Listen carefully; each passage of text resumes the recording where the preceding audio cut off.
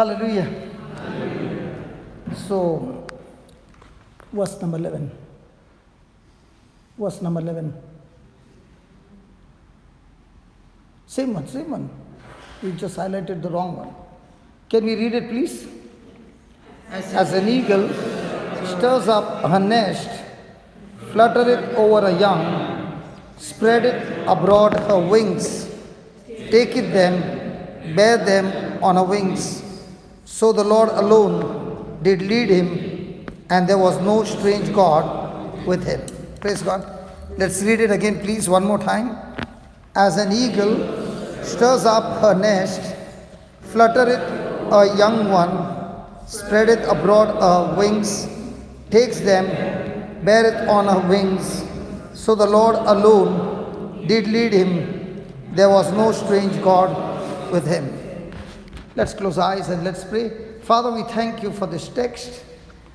And we thank you, Lord, that you are going to take us through the journey and teach us how we are your eagles created in your likeness and image, and how you, mighty God, are training, teaching, leading, guiding us like a mother eagle who teaches a young eaglets, feeds them, takes care of them, and teaches them to fly.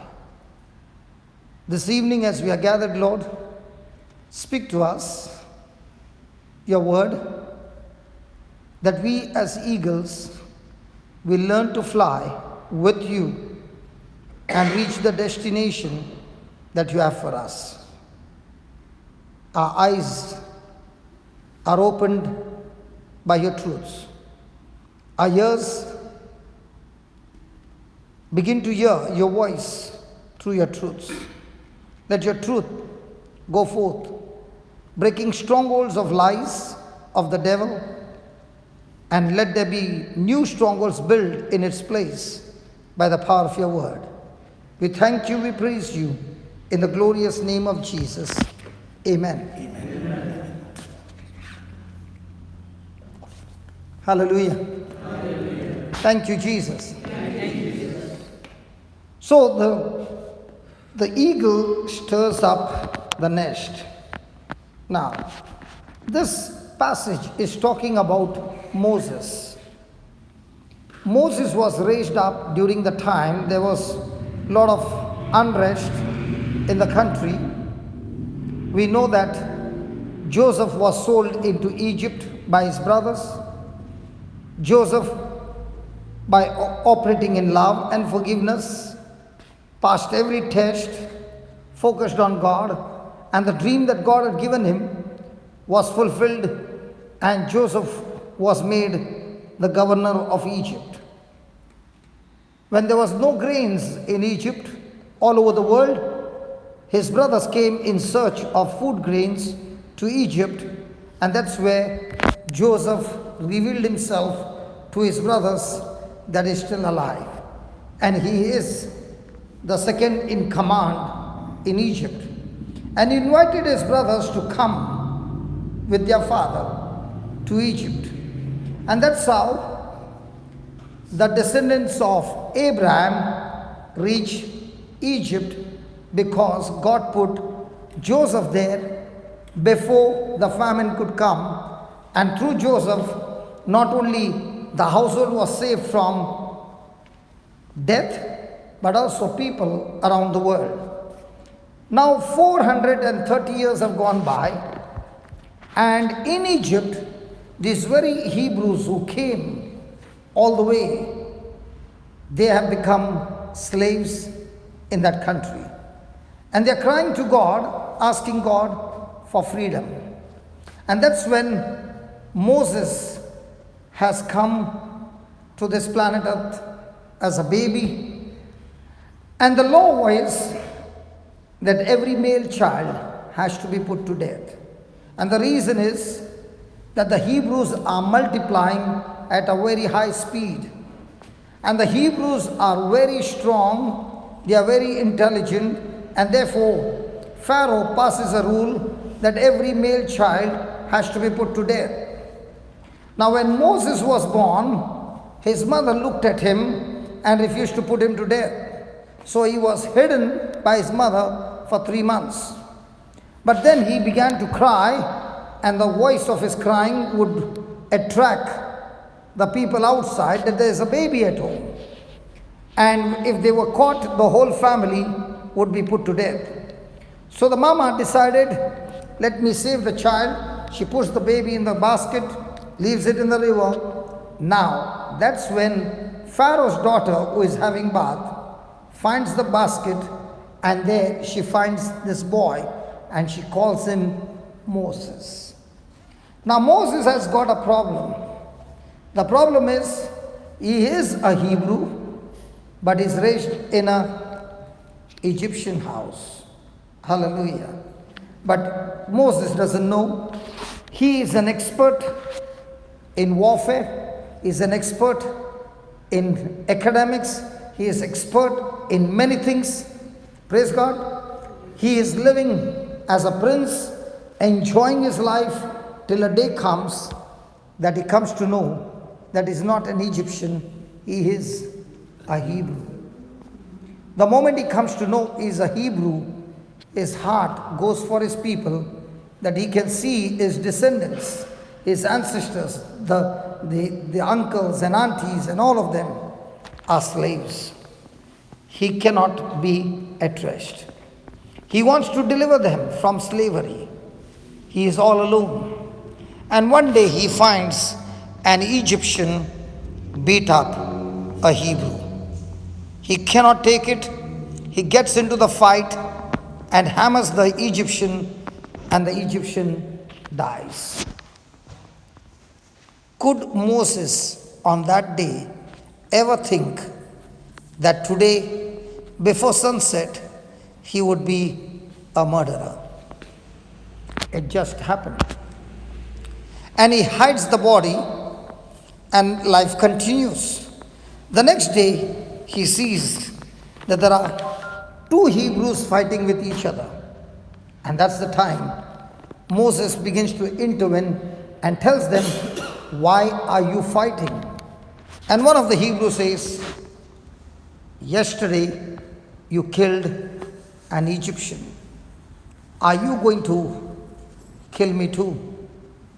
That's the time Moses begins to understand that people have come to know that he has murdered an Egyptian. And when this news reaches the palace, he will be in trouble.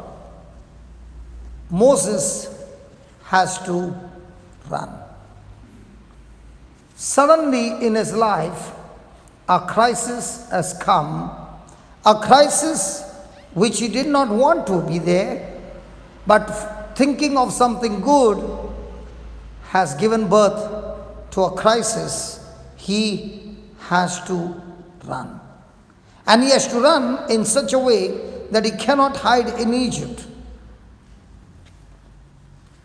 There's only one way for him to run. And the one way to run is to run into the desert. When he is running into the desert, he is in an extremely different area of his life. He has been trained to be an expert in a warfare. He is a soldier, he is a warrior. He knows how to use his weapons. But all that he has learned in Egypt becomes no use the moment the location changes. He has not been trained to survive in the desert. He has not been trained how to find his path to reach to the other side of the desert. He has not been trained how to get water. He has not been trained how to hunt. Where will he get food? He has not been trained in any of those things, and he has no time to go to the palace to pick up his baggage. He has to run, and this happens suddenly. What a day for him. 2 days back, he is a prince in the palace. 2 days later on, he is a murderer on the run. And all that he has to do is run. And he doesn't know what is waiting for him ahead. And that's what the Bible says. As an eagle stirs up her nest, fluttereth over her young, spreadeth abroad her wings, takes them, bears them on her wings. So the Lord alone did lead him, and there was no strange God with him. When you look at an eagle is a very different bird from every other bird. When it chooses its mate, the female picks up the stick, goes high up and drops the stick. And all the male will chase to get the stick before it hits the ground. The one who gets the stick first, what happens? Come on, what happens? He's a winner. He is a winner, not with the eagle. With man, surely. She takes the stick from his hand and drops it again. And then again. And then again. And it is not lasting for one day. It lasts for weeks together. Till the last one remains with her. Even humans do the same. Until they check the man, they will never get married. Hello? Are you with me? Yes. Is it in this church everybody is serious? Can we smile? Thank God. Okay. So this goes on for weeks, and only when she finds that the male does not give up, no matter how many times she drops the stick, he goes for the stick. She chooses him to be the mate. The mate is chosen, the nest is built. The nest is very big from the outside, but extremely small on the inside. And it's covered with cushion, with hay and all that. And it's extremely comfortable and extremely soft. But when the eagle lays its eggs and the eaglets come out, the mama, the papa hunt and bring food for the eaglets. And all that the eaglets will do is me, me, me, me, me, me, me. And the mama will be putting the food in their mouth. And that me will begin to grow bigger me. Hello? And when the bigger me grows, now the place inside is too small. So they start picking the soft cushion. And from inside comes pointed thorns. So the mama and papa, when they build the nest, they design the nest in such a way that it will be comfortable at a particular age, but then comes a time when the size grows, there is no more cushion, there are only pointed thorns. Let's say we three are the eaglets, and the space was small. At that time we were both nice. So now when I get a poke, my wings go. So when my wings go up, will it hit him? So when he gets a hit, will he go and get a poke? So when he gets a poke, will he give him a poke? So the poking goes on throughout the day. And what happens? There is an exercise of that wings. How many of us want to do exercise without a poke? Hello? Would you be an eaglet in the nest without a poke?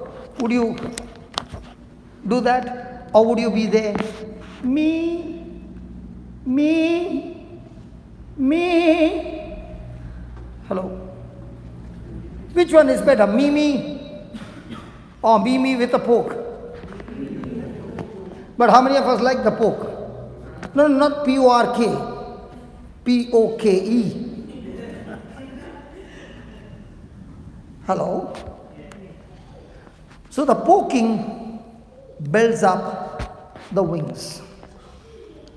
Then one day, the mama eagle stirs up the nest, means she gets inside the nest. Imagine when the mama gets into that room, 3 people in a room, not comfortable. So the mama gets into that. When the mama gets into that, what happens? Are they extremely uncomfortable? Hello? Extremely? So is there any option to remain inside? No. So the eaglet comes out of the nest. And when she looks out of the nest, all that she can see, that the nest has been purposely built at the edge of the cliff, that there is only one free fall.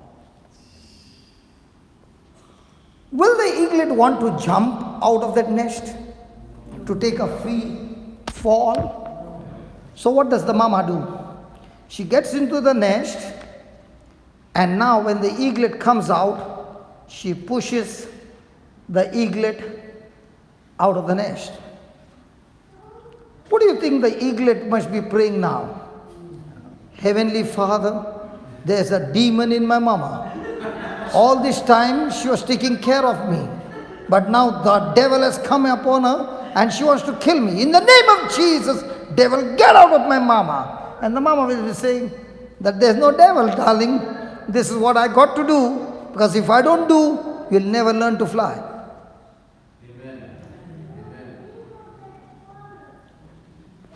When she pushes the eaglet out of the nest, is she at peace? Yes. Oh yeah, she's at peace, because before choosing the mate, she had thrown those sticks so many times, and she had done all the tests that she wanted before she could choose the mate. Before the eaglet can touch the ground, the papa eagle has lifted the eaglet in midair on his wings and brings it back to the nest. And the baby eaglet says, Heavenly Father, my daddy is so good. He saved me. But the mama, she got a devil in her. Now the question is, does the mama got devil? Does the papa got devil? Are there some people in our life who have pushed us out of our nest? Has God allowed these people to push us out of the nest? What for? Because we are also very comfortable. And listen, every one of us have a purpose. Every one of us have an assignment. And if a person does not find his assignment, a person doesn't find his purpose in life, the day they put that person into the grave, not only that person died, along with that person, the potential that was there in that person to do amazing things by the power of the Holy Spirit also died with him.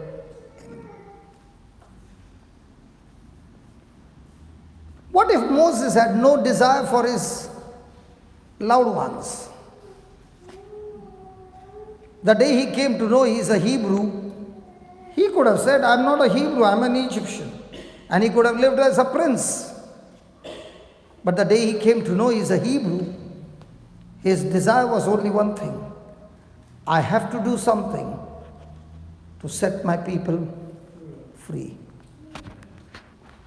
Every one of us here are not crows, not parrots, not nightingales. God calls us eagles. Eagles have a purpose. Hallelujah. Hallelujah. Let me tell you something more about the eagles. When an eagle reaches an age of 40, the eagle has to make the most important decision of his life. Because by 40, his feathers have become so heavy that he cannot fly. His nails have bent so much they cannot grip the prey, and the beak has curved inside so much it cannot hunt. And every eagle goes through this life. At the age of 40, it has to make a choice. And the choice is, with its own beak, it has to pluck out every feather. With his own beak, he has to break every nail. And when all this has happened, with his own beak, he has to break it on the rock. And now, he is without feathers, without a beak, and without those nails. And the process goes on for 180 days, 6 months, for everything to grow back in that eagle's life. And those 180 days, that 6 months, the eagle goes into amazing fasting, and all that it can eat at that time is small ants or whatever it can find, but it cannot fly, it cannot hunt. And when this eagle goes through this process of breaking all that and gets new feathers, new nails, new beak, the eagle then lives for the next 30 years as a new eagle. And that's what God calls us, born again. We are born again. Our carnal nature is crucified through Christ Jesus. Hallelujah. Hallelujah. Are you following? Yes. So also every person who comes to church has to make a decision. God is not going to force anybody. He, with his own choice, has to crucify his old feathers that took him to the wrong places, his legs that took him to the wrong places, his speech that was speaking the negative words. Everything he has to make a choice. And only when that person makes a choice to die to self and gets his self crucified, that's when Christ not only lives in him, but through him, his fruit of the Spirit is manifested in that eagle. Is that right? Come on. Listen, every person, whoever you are, and you are a Christian, in your life, there will be, once in a lifetime, the stirring of the nest. The stirring of the nest is not meant to kill you. The stirring of the nest is meant to change the direction of your life. Those crises have never come to kill you. Those crises have come to change your direction and discover with God, in fellowship, the assignment and purpose in our life. In the midst of that crisis, if a person turns to God, he will discover. If a person does not turn to God, his life becomes miserable, bitter, and death. And that's the thing that happens to the eagle. If it doesn't take that decision to pluck those feathers, which are going to be extremely painful. It's not going to be comfortable, but he has to make that decision. And if he fails to make that decision, the eagle, after that age of 40, cannot fly because the feathers are too heavy. It cannot hunt, and that eagle dies of starvation. The same thing you see here, that the Lord is comparing the life of Moses as like that of an eagle, that God says, even though Moses made that mistake of murder, God is saying, just because you made a mistake does not mean my plans for you are no more. We are all imperfect people. Our God is a perfect God, and he has got a perfect plan, but that perfect plan to come to pass will go through imperfections. Surely God had chosen Moses as a deliverer. Surely Moses would have never left the palace. Surely, what was a crisis? God works all things together for good for those who love him, those whom he has called according to his purpose. Moses in the desert survived. And the Bible says it was God alone who led him. It was God alone who spoke to him. It was God alone who was guiding him. It was God alone who was strengthening him. It was God alone showing him things that his eyes had not seen, his ears had not heard. It had not even entered his heart to go to the desert, but God had prepared in him. Hallelujah. When Moses reached the other side, he was hungry, he was thirsty, and he was sitting by the well. And there comes young girls to draw water from the well. There are some young men who are trying to harass them. Moses is watching all this. Is he a warrior? Come on, is he a warrior? Now, being a warrior, the location has changed. He's no longer in the desert. He's been trained. So what does he do? Does he say, what's that got to do with me? Or he goes to save those girls? He goes to save those girls. The girls go and report to the father. The father says, why don't you call him home? So the girls go back to the well. Moses is still there and is introduced to Jethro. Now Jethro has lived all his life in the desert. Hello? Jethro has lived all his life in the desert. He has grown up in the desert. He is a champion in the desert. Moses is a champion in the palace. Moses is a champion in the battlefield. God on purpose puts him under the leadership of Jethro. My friend, many a times we don't want to be in a place, but that's the place where God is going to make your life uncomfortable. But in that uncomfortable, he has put some champions over there who will teach you what is needed for your future assignment. Amen. Hallelujah. Amen. The human tendency is, I want everything easy. I want everything comfortable. But the Bible says, no, the Lord is going to take you on a journey where there will be uncomfort. Hallelujah. Do you have friends? Hello, do you have friends? Yes. They will only comfort you. But when you have enemies, they will change you. Amen. Friends will say, it's okay, sit down. Enemies will put pressure on you that they will demand you to change.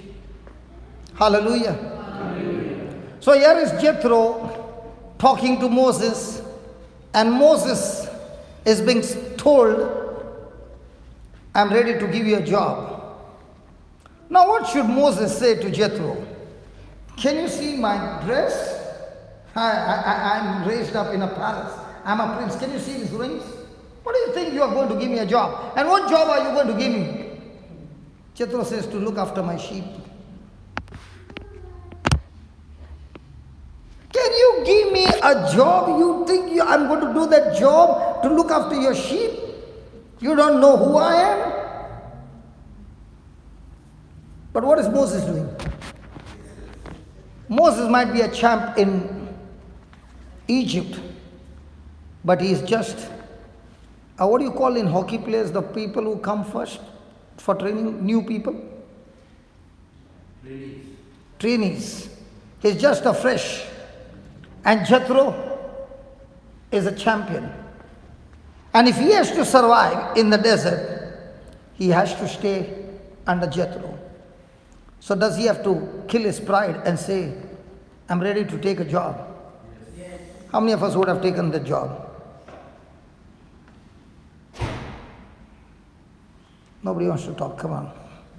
Hallelujah. Hallelujah. How many of us would have been depressed? Oh, I lost the palace. Oh, I lost my this, I lost this, I lost that. What about Moses?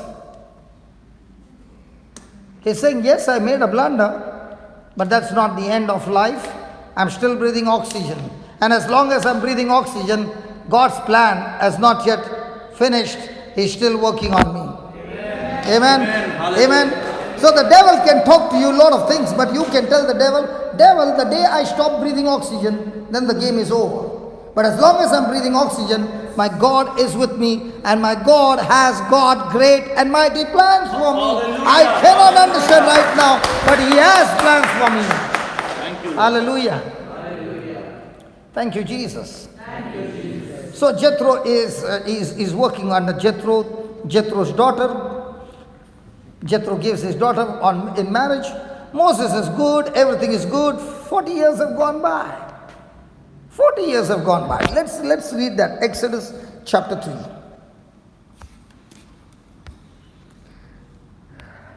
And this was number 1.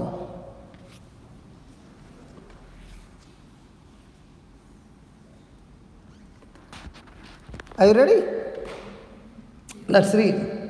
And Moses kept the flock of Jethro, his father-in-law, the priest of Midian. Was he a priest? Oh yeah. And he led the flock at the backside of the desert and came to the mountain of God, even to Horeb. Now looking after the sheep for 40 years, has Moses become a champion? Yes. Looking after whom? Sheep. Now does he know how to find water? Yes. Does he know how to find green grass for the sheep? Is he trained? Yes. Who trained him? The sheep. Hallelujah. How many of you like the sheep? Many times we see Jesus holding a sheep, and many a times we say, wow, so beautiful. But do you know they stink, they all the time stink shit? I don't know about here, but in India, Father, in India, have you seen the sheep? When they cross the road, you have to put the windows up. Is that right? Might be in UK, they are very clean. They might be giving them good bath, shampoo bath. Praise God. They might be using Johnson baby shampoo. That's all. But in India, they don't give them bath. Imagine for 40 years, he's been smelling. Now, tell me one thing. Those 40 years could have been in depression, isn't it? Yes. But is he looking at his past? No. He's still continuing his life in faith. Amen? Amen. And the angel of the Lord appeared unto him in a flame of fire, out of the midst of a bush. And he looked, and behold, the bush burnt with fire, and the bush was not consumed. Now, was it common for the bush to catch fire? Yes. In the desert? Yes. But this time he saw the bush caught fire, but the bush is not getting burnt. And Moses said, come on, I want all of you to read that. And Moses said, I will now turn aside. Why the bush is not burned? Say that again, read that again. I will now turn aside and see this great sight, why the bush is not burned. No. Is he looking after the sheep? Yes. So is he supposed to look after the sheep? Yes. But what is he saying? This is something strange I've never seen all my life. I'm going to leave the sheep. I want to go and see what is the reason why this bush is not getting burned. So is he seeking? Or he just saw it and turned? Come on, is he seeking? Yes. Is he searching for the truth? Yes. Is he searching for the truth? Yes. Hello, is he searching for the truth? Yes. Look what the Lord says. And when the Lord saw, and when the Lord, verse 4.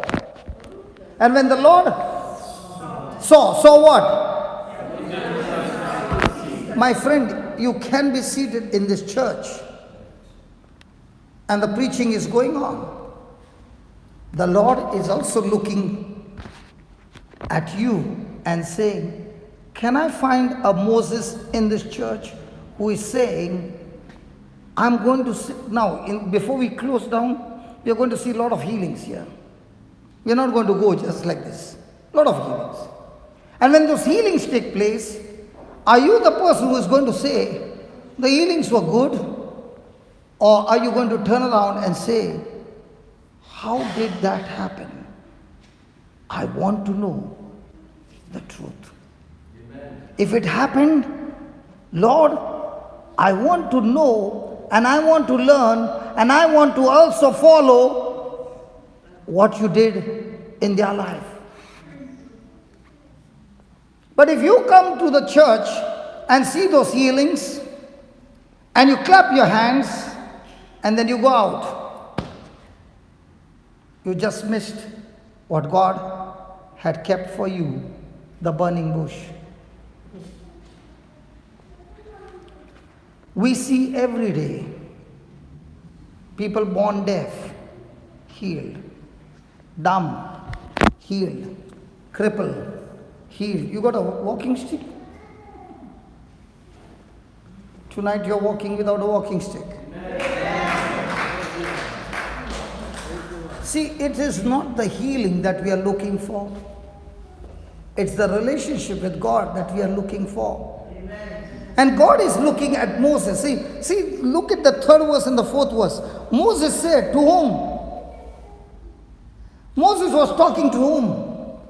He was talking to himself. Now, how many people are talking in the church? Now, right now, how many people are talking? Absolutely wrong. Everybody's mind is talking, but you're talking inside you. Who is this fellow? From where has he come? Look at him. His hair also doesn't look to be combed.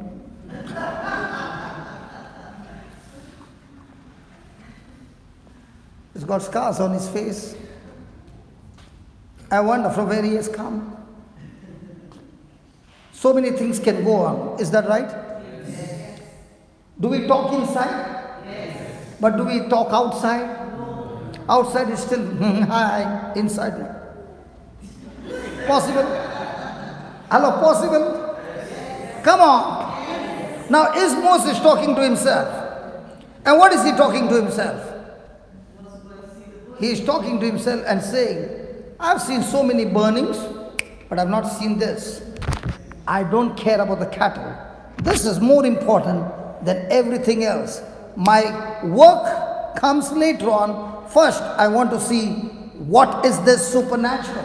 Amen. How come this supernatural is happening? I want to know what is behind this.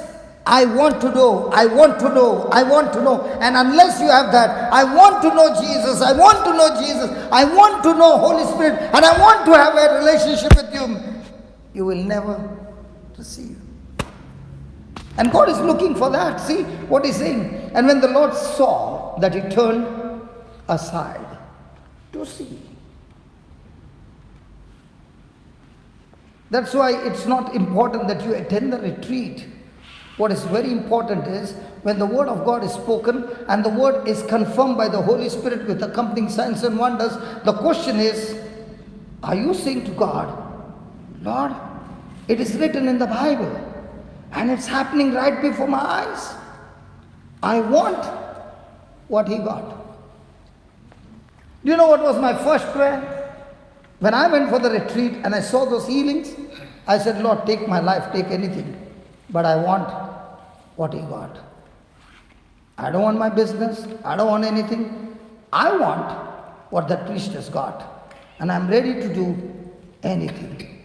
I did not know the scripture till one day when I read it. He said, did you say this prayer? I said, yeah. So he said, that's what I'm looking for. People who can come and seek me with all their heart. Hallelujah. Seek me, not seek the healing, not seek the healer, not the preacher, but seek me, the Lord. Amen. Hallelujah. Amen. And unless, the Lord said, Jesus said, blessed are those who are hungry and thirsty. But if you're not hungry and thirsty, you will come in and go home and say, the retreat was good and they had a lot of signs and wonders and it was so nice. But has it changed your life? What changes your life is, how much am I seeking? And when the Lord saw that he turned aside to see, God, read that, God called unto him out of the midst of the bush and said, Moses, Moses. And he said, here am I. What if the burning bush was there and Moses said, oh, it's good. And he said, Hadix, Hadix. Oh, you all don't know what is Hadix, Hadix. In your country, they leave the sheep like this. And nobody's there. They keep on eating. But in my country, they have to take them from place to place and they will do, Hadix, Hadix. When they do that, the sheep will all follow in a queue. Hallelujah. Hallelujah. Praise God. Hallelujah. Hallelujah. Are there many things distracting us? Yes. And when they distract us, have we missed our burning bush? Yes. So many times in a day, God begins to speak to us through situations, through people, through different ways. But we are so tuned to the worldly things that we miss what God wants to give us.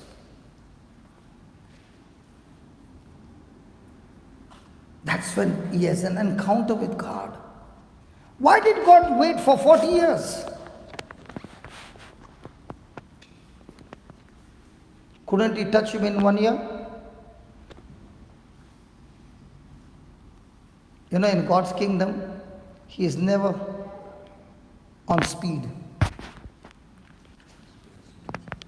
Alan, supposing you were God and you have to make mankind, how many men and women would you create? You are really like God, man. You would create only one man.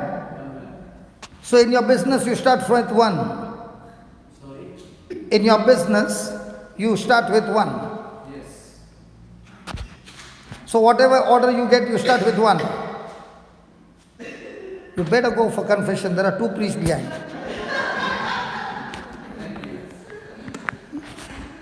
We as men, people, how many would we create? One? Never. If you have to make billions, we'll start the factory. But what about God? He starts with one. God starts with small things. And when we are sensitive to those small things and submissive to those small things, he begins to make it grow and multiply. Hallelujah. Hallelujah. Hallelujah. Hallelujah. Hallelujah. Now, Moses has an encounter and God tells him, I want you to go back to Pharaoh. Last time, where did he run from? And now where is God taking him? Back to Pharaoh. But before he can take him back to Pharaoh, has God trained him for the last 40 years? Yes. Listen, when God calls you on a mission, there is always going to be preparation. Do you know what's happening now? God is giving us a preparation crash course. Because every one of us are going to encounter some crisis or the other. Somebody will say, when will this trouble stop in my life? How long, Lord? How long? He has got only one answer. The day you stop breathing oxygen.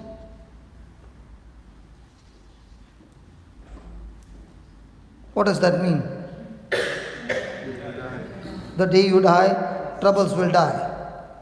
But as long as you're breathing oxygen, troubles will come. That's why he said, as long as you are living in this world, there will be tribulations. But be of good cheer, for I have overcome the world. Means what?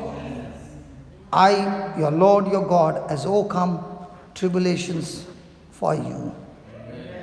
Hallelujah. Hallelujah. So I am a champion who has come to this planet Earth lived a life with more temptation that any man can go through, more torture than any man can go through, but I have had the victory. And if you can stick to me, I can teach you how you can also have victory. Amen? Amen. Amen. Now when Moses comes back, is he coming as the old Moses or is coming as a new Moses? Now is he a champ in the desert? Yes. Is he already a champ in the palace? Yes. Come on. Yes. So when God takes you on a journey of trials, He is taking you there not to kill you, He's taking you there to train you. See, when a person has got a mindset that I'm in a training school, his mindset is that of a victor. But the same situation, but a person is thinking about trouble all the time, then he has already got a mindset of a victim. When you have a mindset of a victim, you can never win battles. The same situation, but you have a mindset of a conqueror and a victorious person. Now the Spirit of God can lead you into victory. Hallelujah. Hallelujah. So Moses goes and speaks to Pharaoh. Pharaoh begins to challenge him, and fast forward, there are 10 plagues. When the 10th plague comes, the Passover night, when the eldest son of every Egyptian will die. And on that night, God also gives Moses an instruction.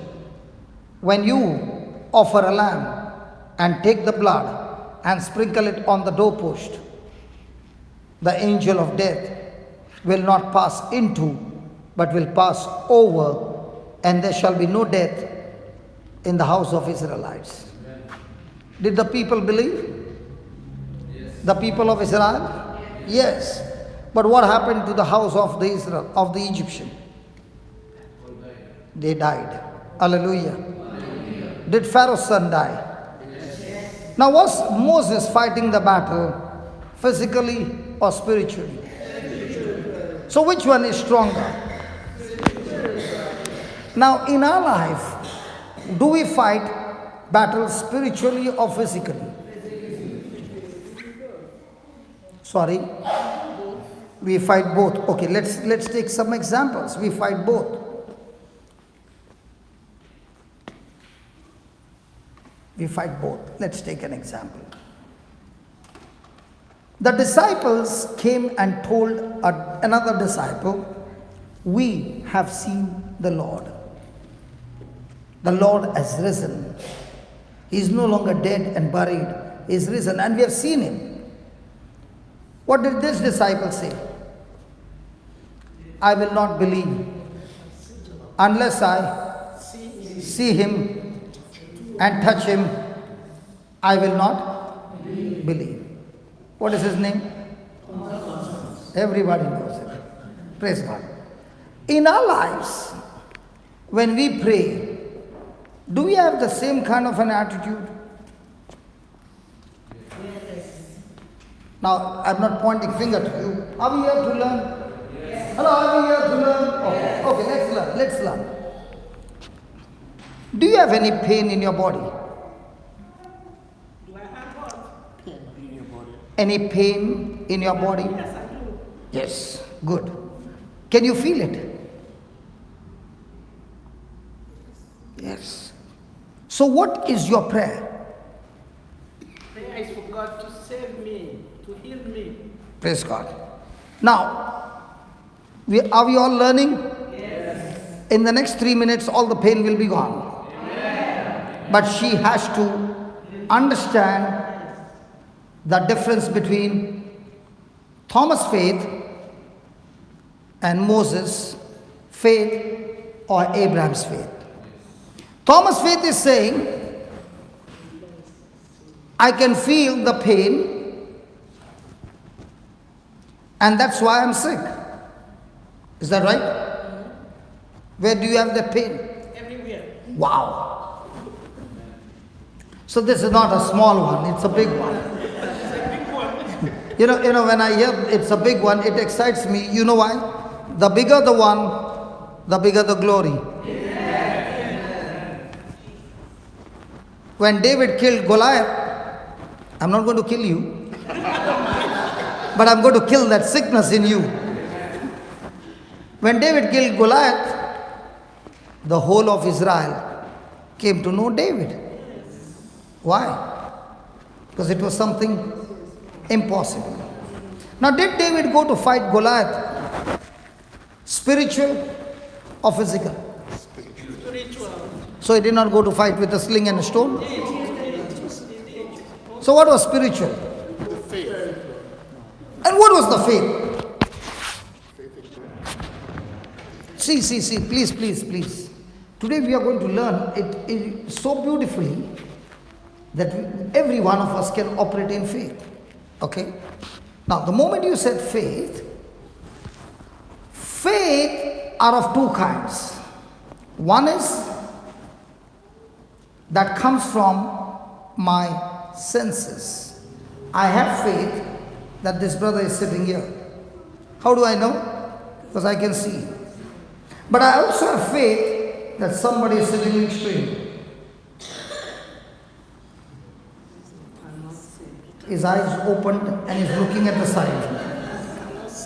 If I had a camera, it was a beautiful sight. His eyes opened and looking at the side. Now, do you have faith that somebody is sitting next to him? Yes. Somebody is sitting? Who?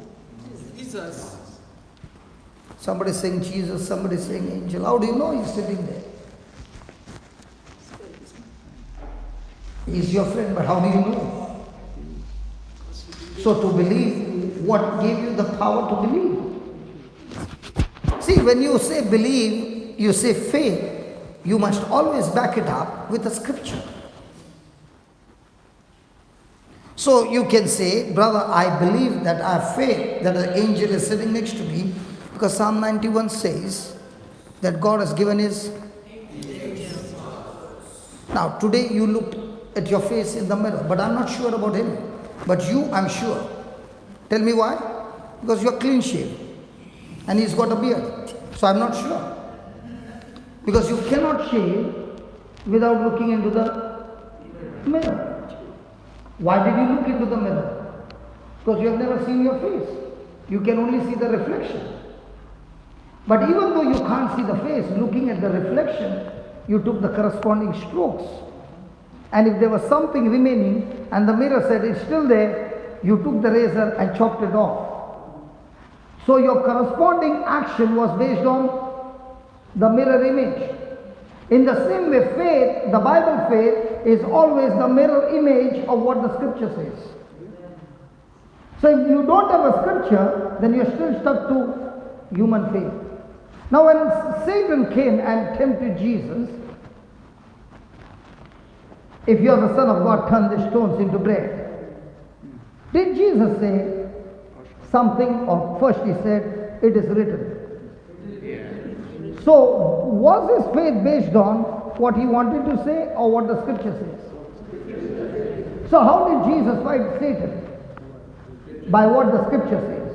So how are we going to fight this sickness? By what the scripture says. Are you understanding?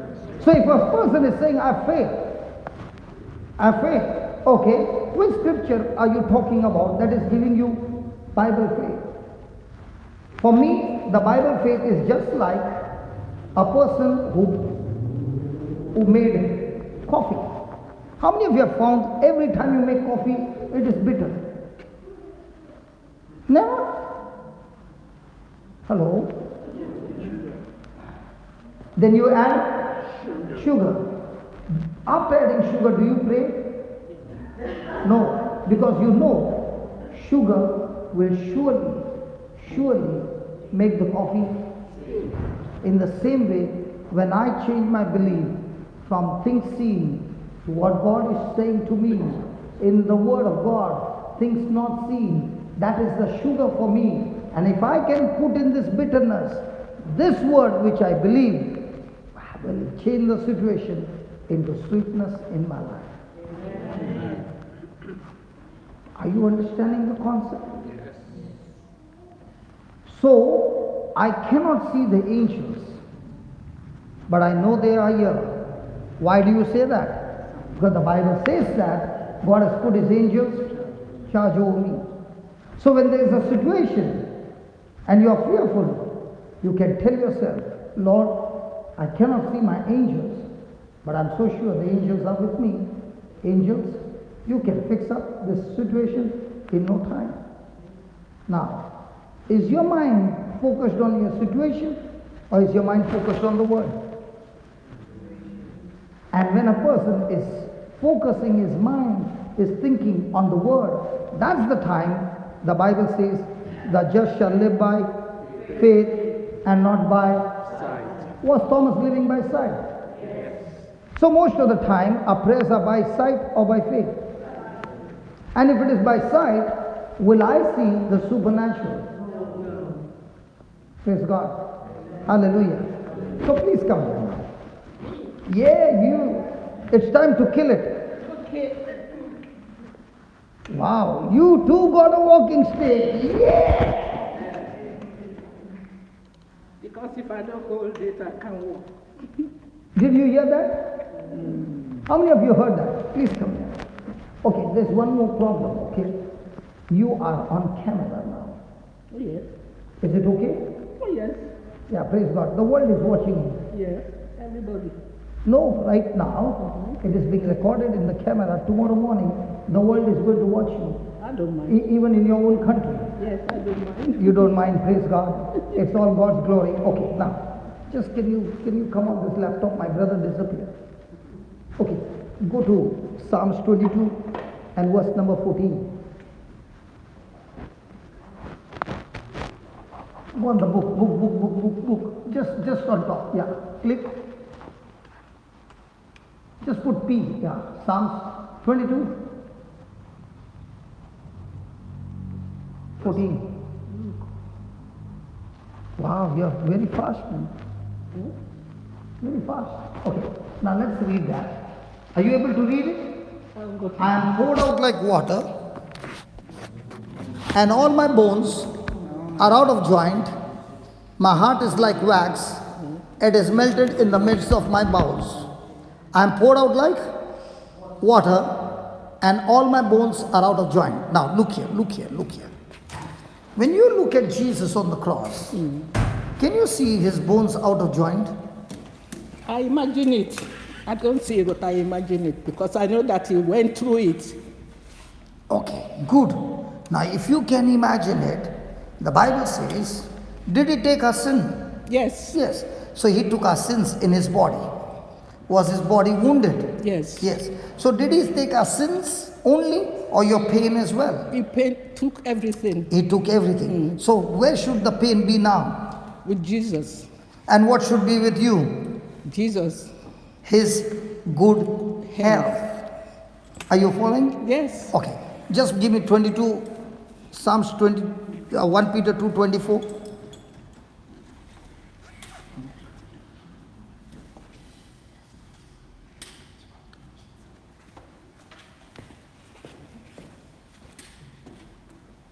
One Peter 2:24.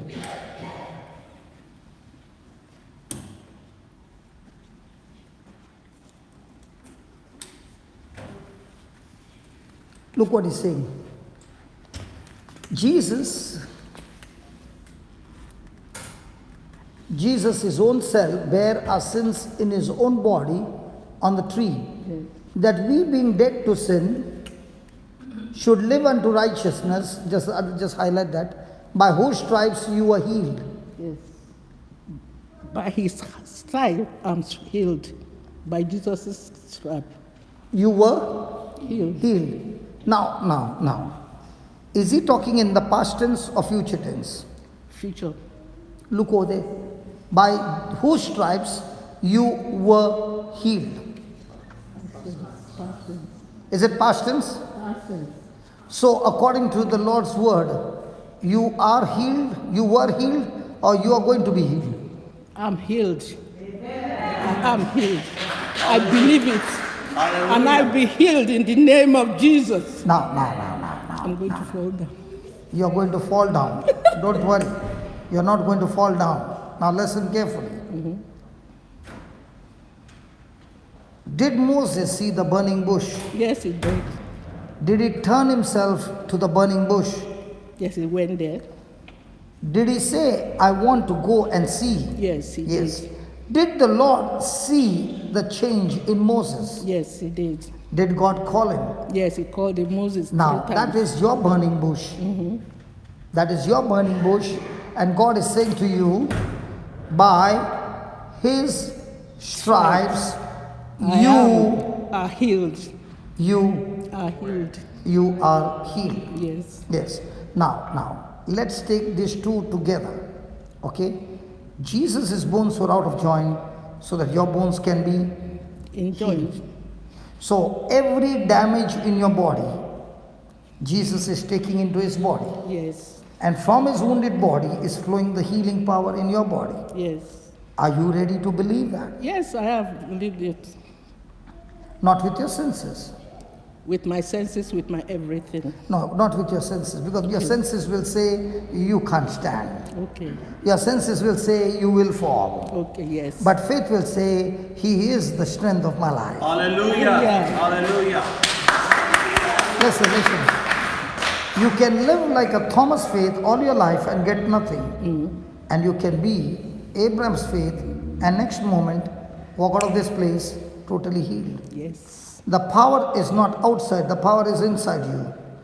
Because Holy Spirit is dwelling inside you. Yes. But Holy Spirit can move only when you have Bible faith, not human faith. Are you understanding? Yes, I do. So, are you willing to exercise your faith? Yes. So, do you believe God will heal you? Yes, I believe. That's where you went wrong again. So I shouldn't believe. You are, listen. You are believing that God will heal you, which is in the future tense, Yes. which you just said.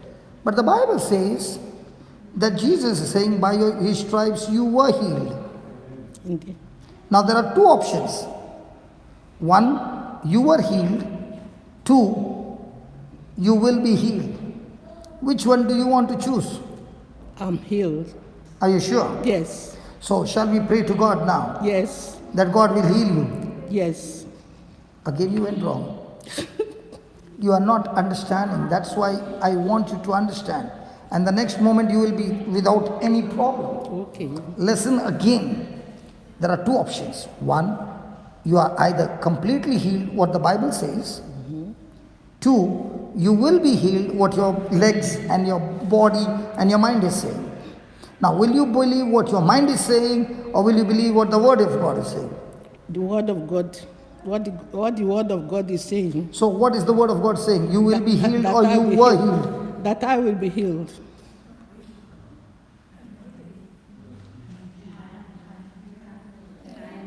Come, last time. Please understand. Is it in the past tense? God is saying, listen, be attentive. Hey, mama, Yes. be attentive.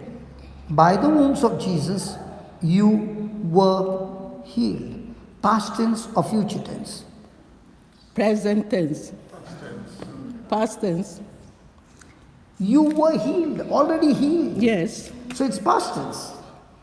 Right? Now I want you to change your thinking that I will be healed to I am already healed. I am already healed. Say that again. I am already healed. Close your eyes and say. I am already healed. Now believe what you're saying. I believe in it. Yeah, what? What are you believing? That I will be healed. That I am healed. See, as long as you are believing I will be healed, you cannot get your healing. Because you're going against God's word. No. Do you want to go against God's word? No way. So, is God saying you were healed or you will be healed? I am healed. You are healed. Yes. So, do you believe God will heal you? Yes, God will heal me. How can you believe two things? Yeah, why not? Once you are saying I'm already healed, then you are saying I will be healed. Forget my English word. Just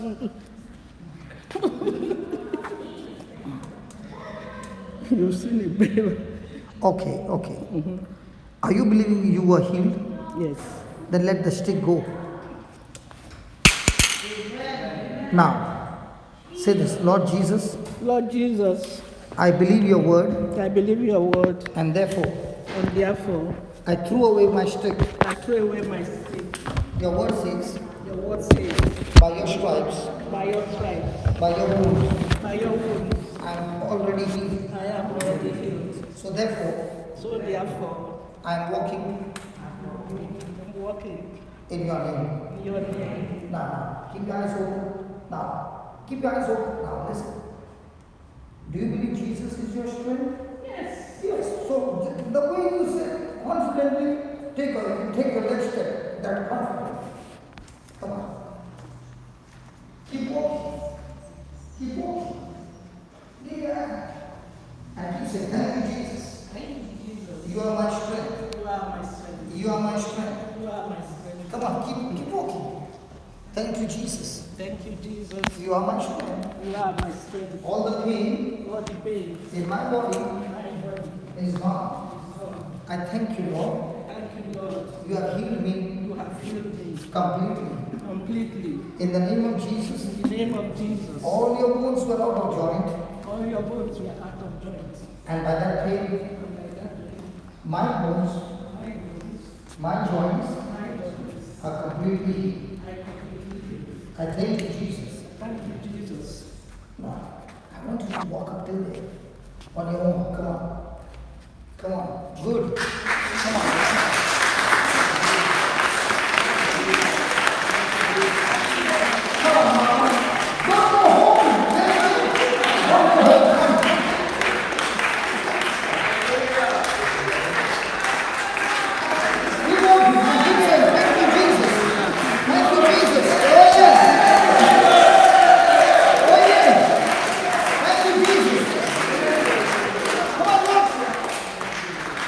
Thank you, Jesus. Keep walking. You can walk faster. Come on, Mama. Oh, yeah. Come on, Mama. Let's go. Come on. Come on, let's go. Come on. Thank you, Jesus. Thank you, Jesus. Do you know how the Africans dance? Come on, the African dance. Come on. Come on.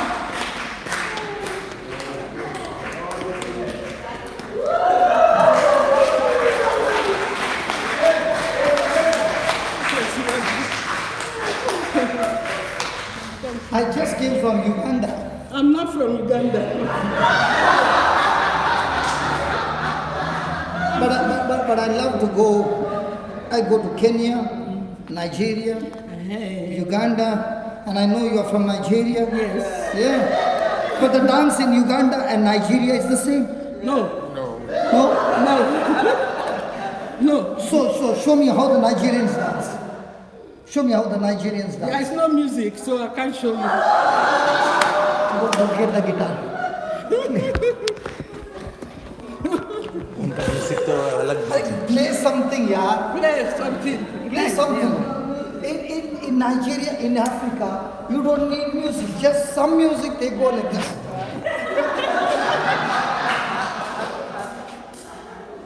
Put in trouble now. Play good music.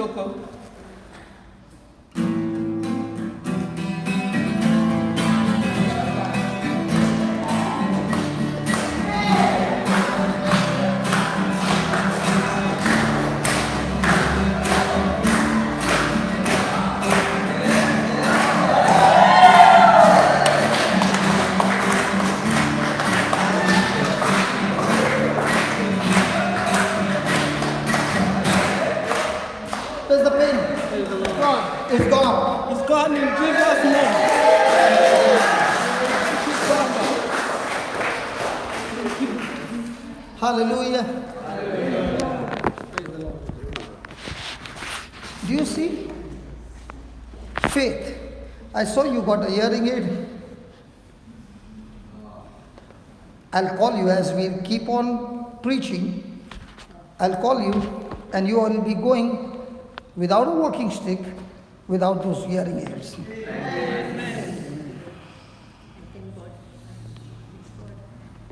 Because I want you to understand.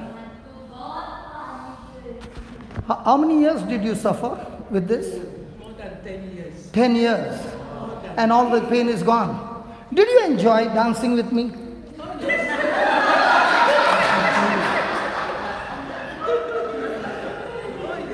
Oh yes, I know that. Hallelujah. So there is Abraham faith and Thomas faith.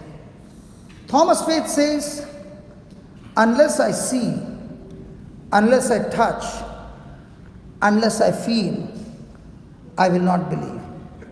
And Jesus said, can you open that? John 20 from 24.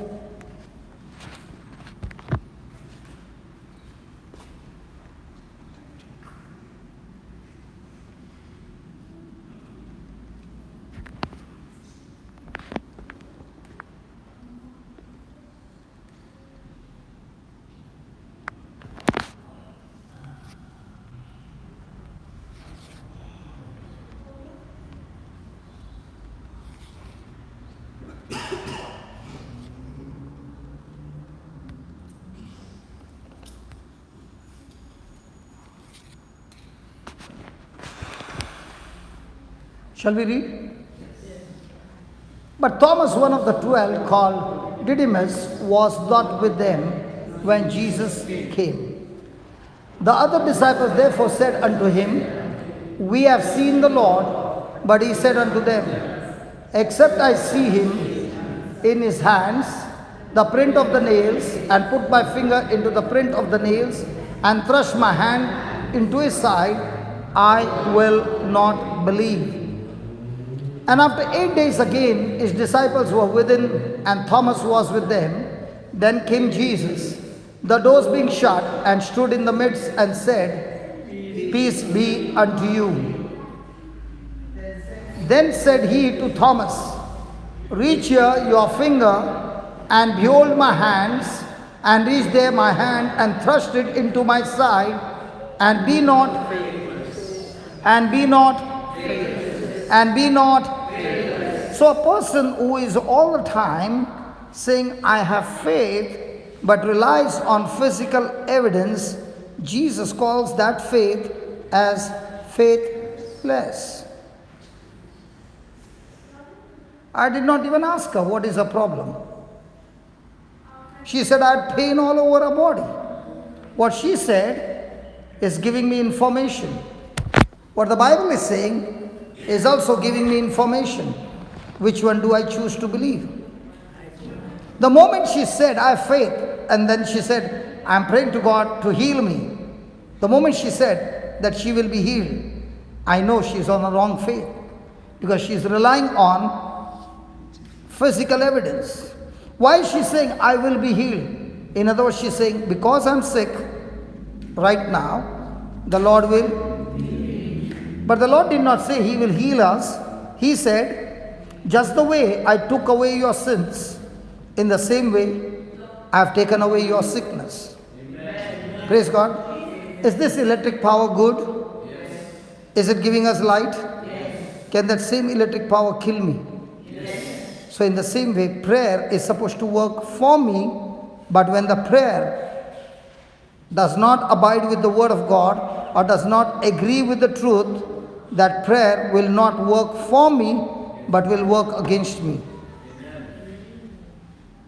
Why is it that 20 years she did not get healed? Was it that God did not heal her, or was she on physical evidence? So by the time we walked 3 rounds, the Lord said, now let her go. It's all over. And that's when she experienced all the pain left her. Unless I shift from physical evidence to my brother who shaved without looking with his eyes but looking into the mirror. This is my mirror. Now I have a choice. Should I agree with this mirror? Or should I agree with my eyes which is also talking to me. So most of the time, are we focused on our situation or what God said? So we call ourselves that we have faith, but our faith is on physical evidence. And God is saying that physical evidence is called as faithless. Be not faithless, but so what is believing? I've got two kinds of believing. I can believe what she said, and I can believe what God said. If I believe what she said, then I agree with her. But if I believe what God said and make her believe what God said, then the moment she believes what God said, that sickness starts dying. So did we ask God to heal her, or did we just change our believing? That's why, did Jesus ever say, your prayer has healed you? No. He always said, your faith has healed you. Now the faith can be like Thomas. First you heal me, then I will believe. But the Lord said, if you are believing that I will heal you first and then believe, you don't require faith. Then Thomas answered and said to him, my Lord and my God. And Jesus said to him, Thomas, what are you doing? Thomas, because you have seen me, you have believed. Read that. Blessed are they.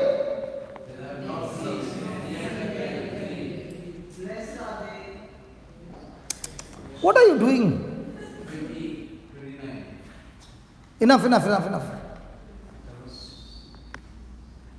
What did Jesus say? Because you have seen me, you have believed. Blessed are they that are not seen and yet. So did he say, blessed are they? Who are the ones who are blessed? Not we. Only those. Read that. Blessed are they who have not seen. So what about those who are waiting to be seen?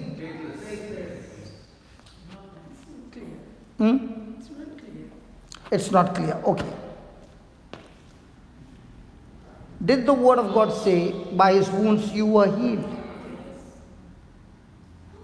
So when he says you were healed, was there pain in a body? Yes. Because there is pain in a body, what is she saying? I will be healed. Correct? So when she is saying, I will be healed, what is she saying? I can feel the pain, and that's why now Jesus will heal me. Now, is it on evidence? Because the Bible says that by the wounds of Jesus you have already been healed. So if the Bible says you have already been healed, will I say I will be healed or I am already healed?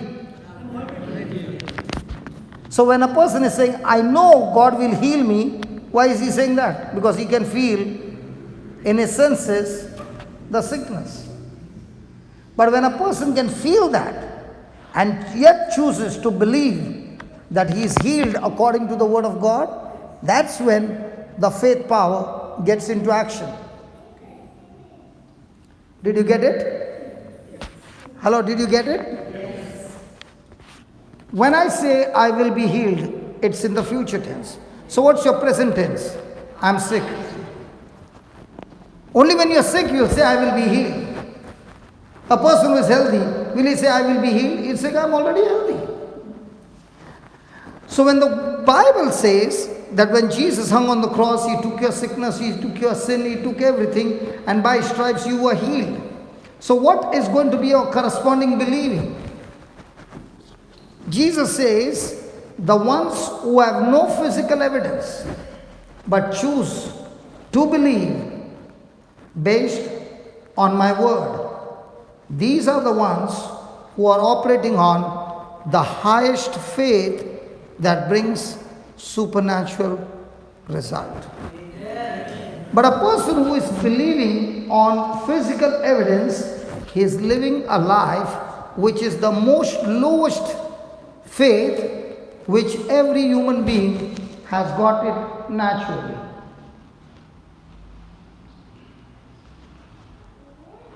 Do you believe he is sitting there?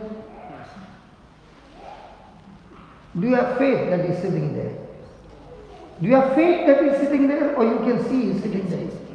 So do you need faith? So when do I need faith? I need faith only when there is no physical evidence. So most of the time, our thinking, our believing is based on things seen or things declared in the Word. Okay, just put another one. This one will answer our call. Okay, hold on. If you had 10 pounds, okay, and you spent 7 pounds on a poor man, you brought some food for him. How many pounds will you have? 3. Now why did you say 3? Because you learned it in school and you can see 3 pounds in your hand. Correct? Now when you read this passage, look what he says. Luke 6:38.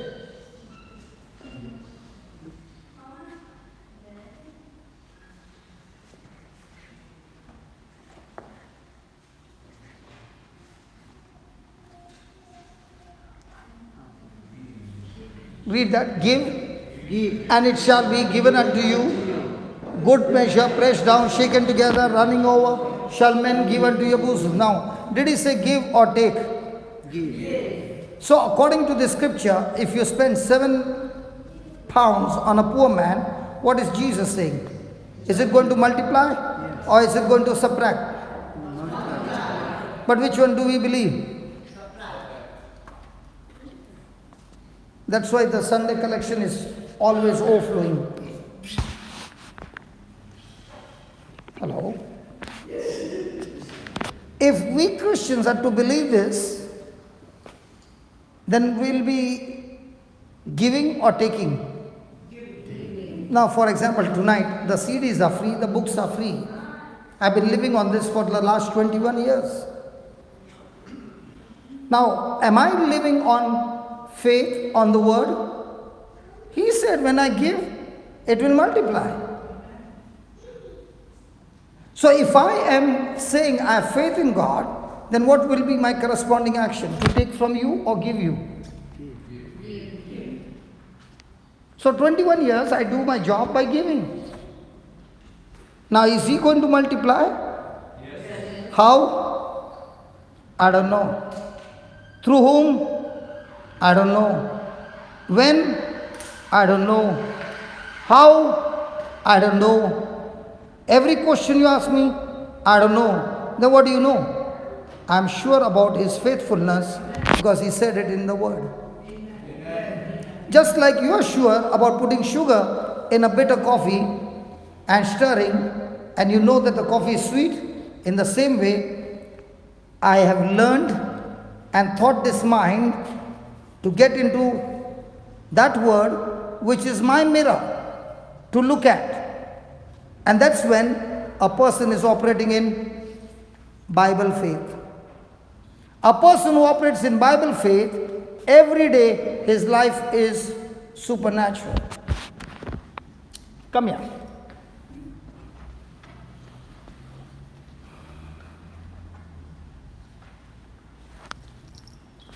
It's time to open your ears. Have you opened deaf ears? Have you ever opened deaf ears in your life? No. Do you want to?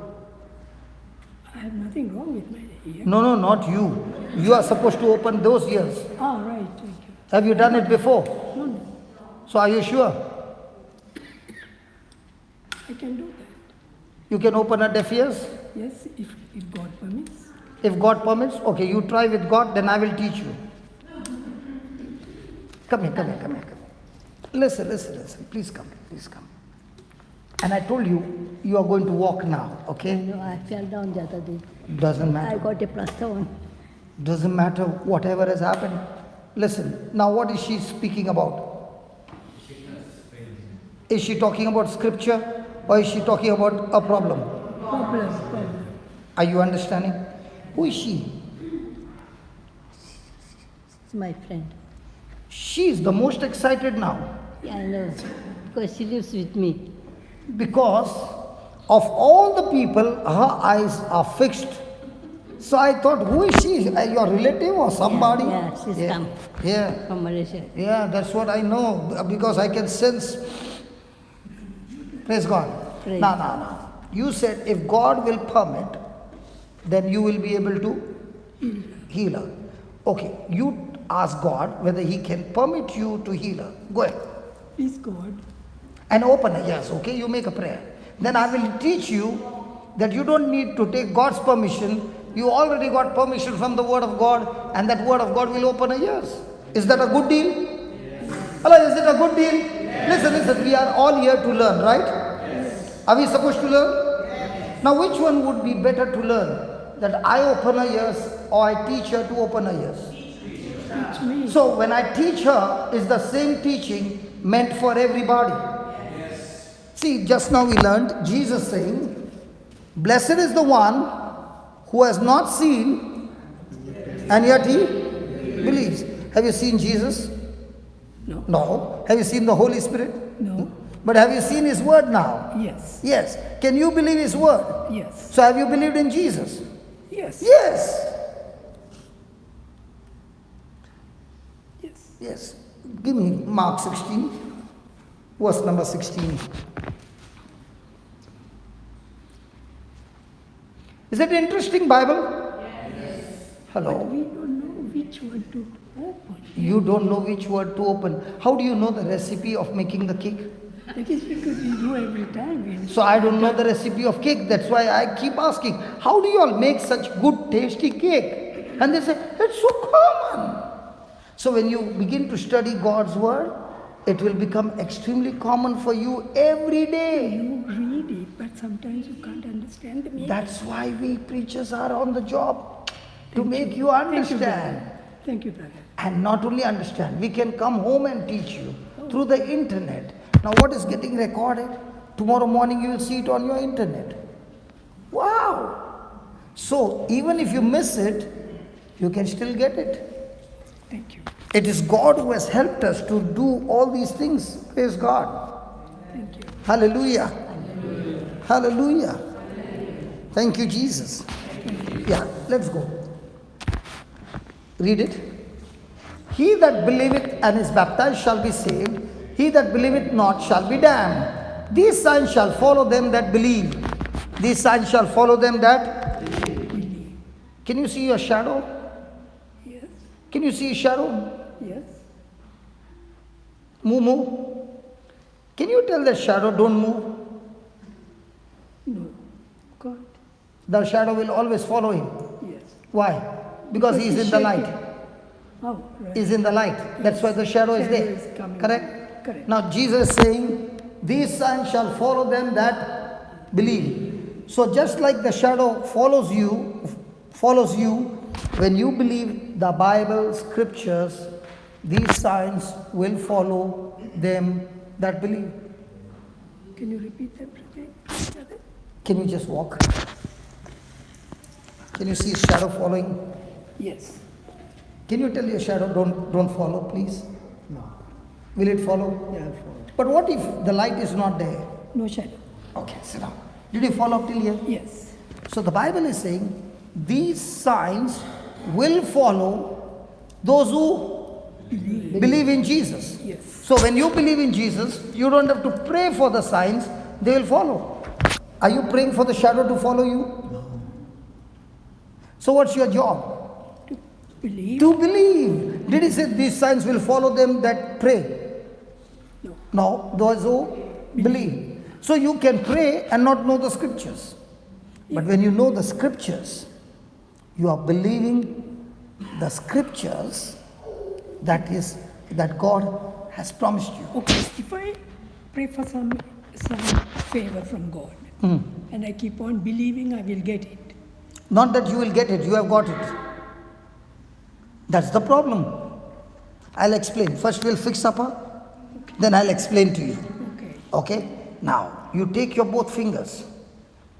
One from here, like Jesus did. Put it in a ear. Let me first finish that. Okay, so that you are sure what you're going to do. Because you should be sure what you're going to do. All right. Okay? If it's written in the Bible, will you believe? Yes. Yes, okay.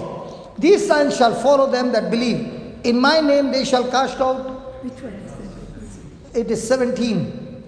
17, yes. Okay, These, you read it, come on. these signs shall follow them that believe. In my name shall they cast out devils. They shall speak with new tongues. Then, They shall take up serpents, and if they drink any deadly thing, it shall not hurt them. They shall lay hands on the sick, and they shall Die. recover. die, Recover. die. No, recover. It says recover. I thought they shall die. No. No. Now, are you believing? Yes. So when you lay hands on her, Yes. is she supposed to recover? It's already recovered. Very good. So now when you are going to pray, now, did you see there, Jesus said they shall cast out devils? Yes. Now, can you cast out the deaf spirit? Yes. Yes, that's what I'm saying. That's Yes. fine. Can you take out your hearing aids, please?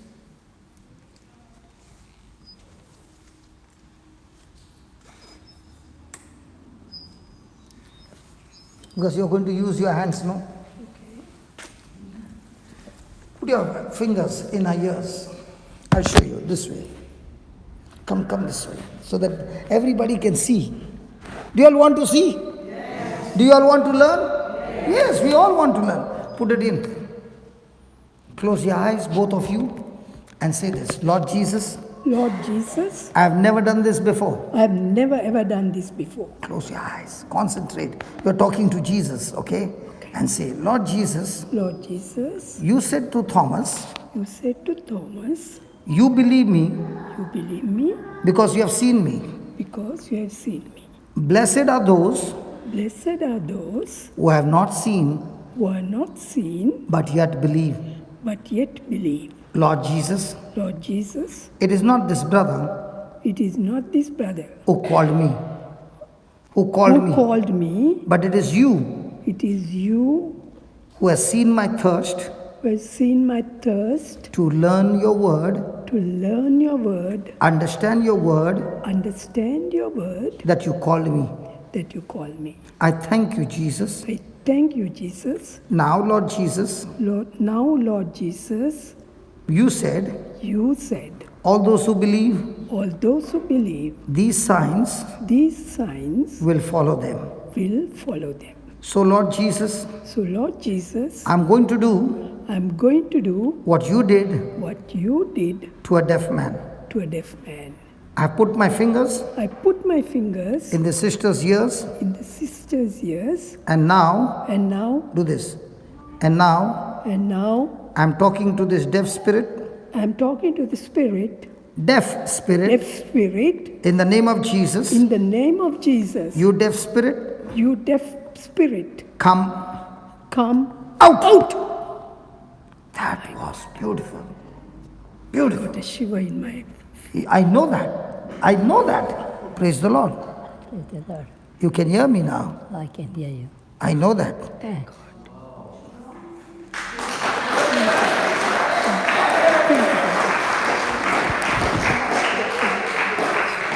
It was awesome. Can you hear me now? Yeah, I can hear you. Thank you. Say, Now- say softly. Say softly. Lower voice. Don't. The voice has. Yeah. What you said.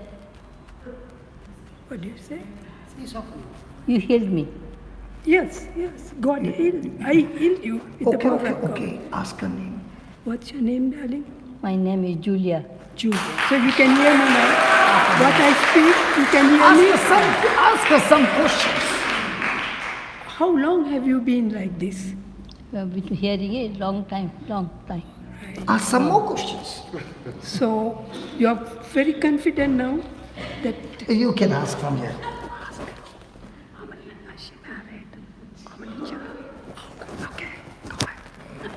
So, No, don't come close. Stand up. Stand up.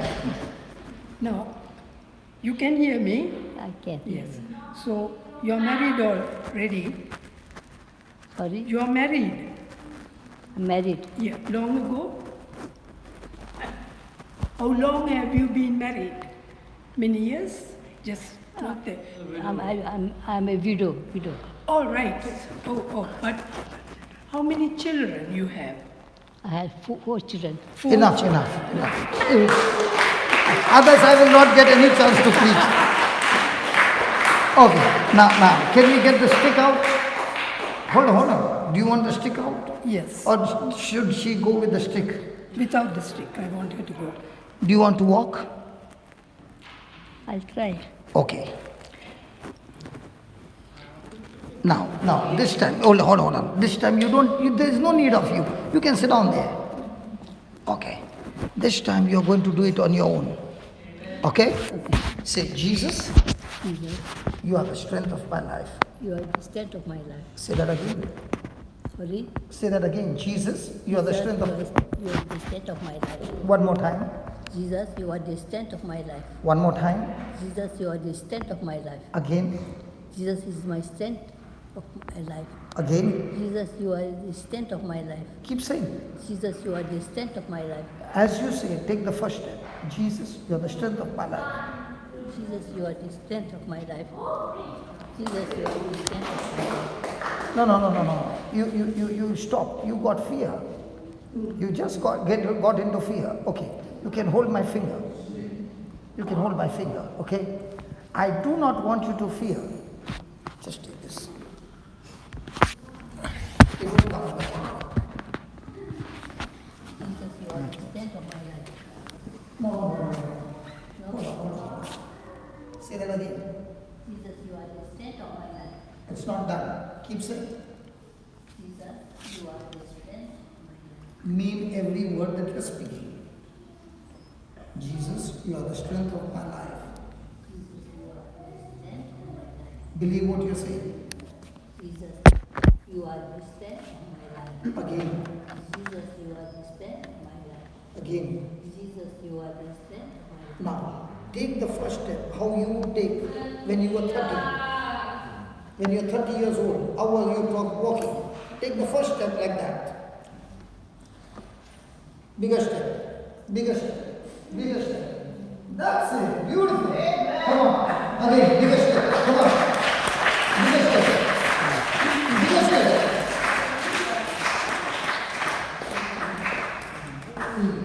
You have to change your mind. Your mind is getting blocked. You are healed. Say that I am healed. In Jesus' name. Now when you walk, don't take this step here. Take this step front. Come on. She left my hand.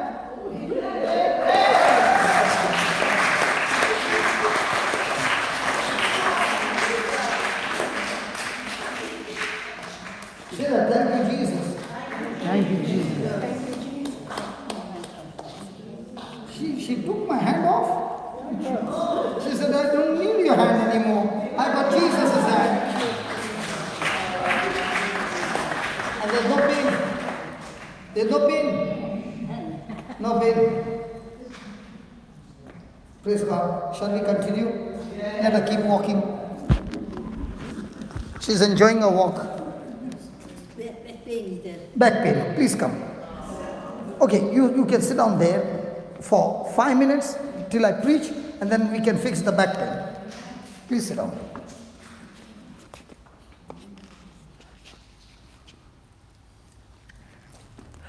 Praise God. Is it interesting? Yes. Hello. As I said, the eagle stirs up the nest. In my life also, the Lord had to stir up my nest. I had 7 factories in Bombay, business on the top, money never a problem, but a life totally in clubs, gangs, and all that.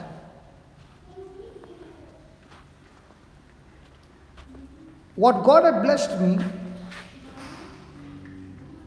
I destroyed it with my bad habits. What you see in the prodigal son. And that story of prodigal son is so true in my life that I lost everything and I came on the street with no money to eat food, wife and 2 children. I'm born a Christian, a Catholic, but had nothing to do with going to church. Wife, extremely prayerful. And when I lost everything, I went into a shell of depression. And at that time, I lost my memory. I did not know who I am. I don't know who is my wife, who are my children. And by now, I could not even take bath with the door closed. During that time, one lady came to my house because she heard about my story and told my wife, if you can take him to a place where the word of God is being preached, I'll give you the address, your husband will recover. And it was a long distance, so my wife said, I do not know how to go there and my children are small. She said, don't worry, I will come and pick him up. So she locked her children at home and she came and picked me up along my wife and children and took me to the place where the word of God was being preached. I hardly entered in and I did not even know, neither my wife knew, that I had demonic problems. When I went there, I became like a monster and like an animal, and I began to beat up people in the retreat. About 7 people, I beat them up. One girl nearly choked her to death. And they put me out of the church. During that time, another person came to me and began to speak to me. And it is God's grace that I submitted to him and began to walk with him. He took me to another place where the mass was going on. This priest finished his mass. He laid hands on me and told my wife, take him home, but bring him here for the next 9 days continuously. He has to receive the body and blood of Jesus. He has to receive the word of God, the divine mercy prayer, the praise and worship. So it was the whole package of 3 hours.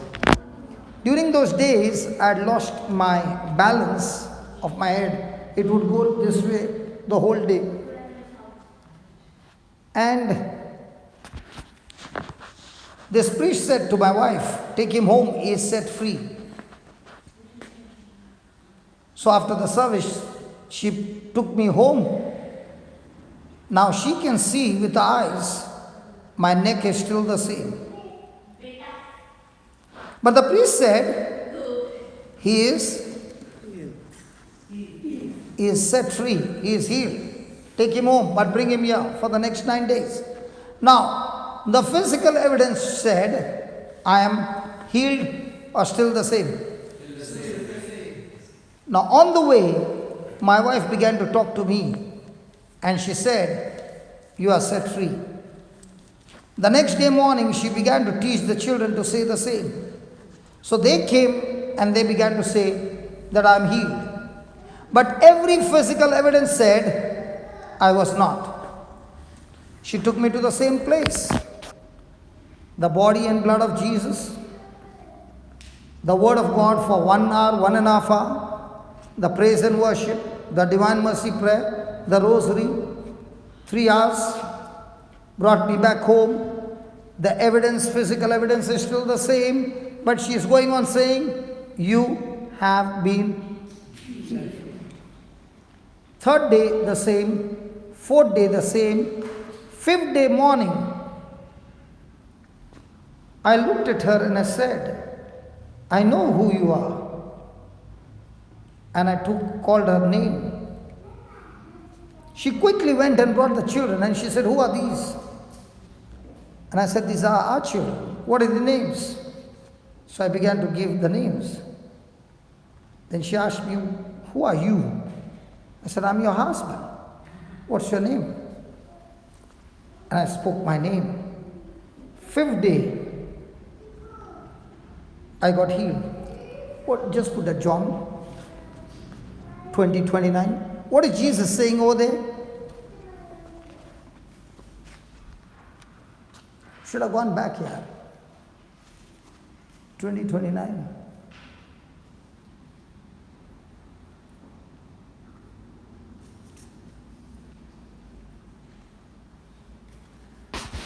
Jesus said to them, Thomas, you have seen me.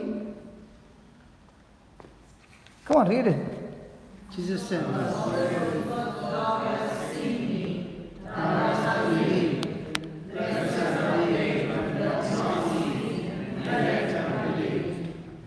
So when my wife was saying those 5 days, you have been healed, was she saying based on physical evidence or the evidence of the word? 5th day, not only my memory was restored, my neck was completely healed. From then on, my journey began. And I began to find out in the word, how can the word heal me? How can the word deliver me? How can the word get me out of my bad habits? From the day I met the Lord, I have not been into the club even once. From the day I met the Lord, I have not touched alcohol even once. I have not touched nicotine even once. And I began to question, what is this power that can keep me strong? And then began my journey. As I'm a businessman, I began to search in the Bible the truths. And those truths, when I began to find, I began to teach to others. And I found it works. And then I found it not only works for me, it works for everyone who believes. Did she have the power to cast that deaf spirit? Yes. But did she ever know? She did not know till I had to show her in the scripture. I have not come here for a healing service. I have come here to show you the truth in the Word of God so that our relationship with God becomes extremely intimate. Just as a person will never doubt to put sugar in a coffee and the coffee will become sweet, in the same way the person begins to say, Jesus, this is what you have said, this is my relationship with you from now on. I refuse to doubt. Even if my eyes say something, Lord, I'm going to teach my mind to say yes to you and no to my eyes. Now you want your back to be healed. Is that right? Yes, please. Yes. As Jesus. I want to. You want your back to be healed. Okay, give me Mark 11:22. Vincent.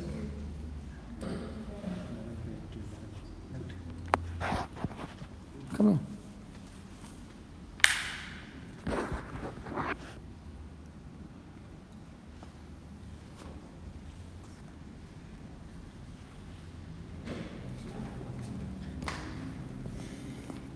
Do you know what the Lord said? Prove it to them. Now He's going to take over. He's going to teach the scripture. And when He's going to teach the scripture, not only you, but everyone who is looking for will experience the healing. Amen. This word of God is not only for a preacher, it's for everyone who is baptized in Jesus. Amen. Amen? Amen. You know, I'm about to teach you. He said, no, give it to him. In my life, I've never done this. Have I ever given you? In fact, I've snatched the mic from him. Hallelujah. Hallelujah. Okay. Mama, you have seen something great this evening. Your ears have opened. So if you have seen the ears open, do you think that your back pain is another thing? God is only going to do one thing for you? It's a complete package, right? So what does Mark 11:22 say? Sorry. What does Mark 11:20? Mark 11 verse 22. Let's read. Can you read that? Is your eyesight good to see that? Can you see the screen? I'll increase the font.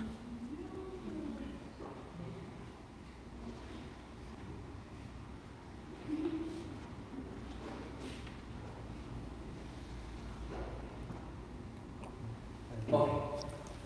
Can you see the screen now? Okay. I've increased it for Can you. you read that loudly?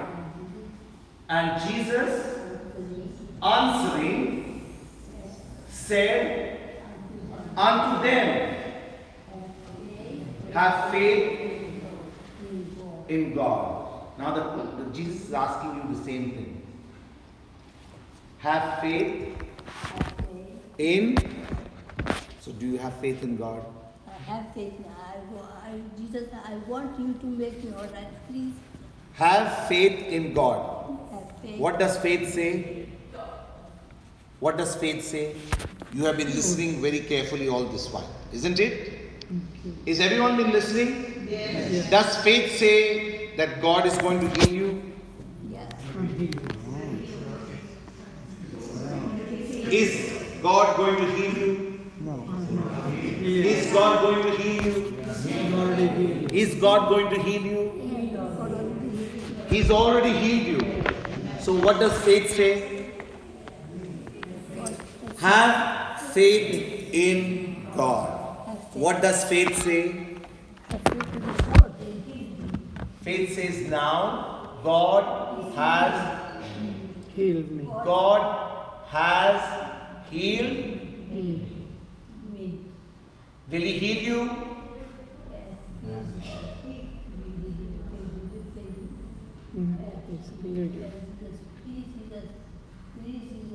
No, you look at me.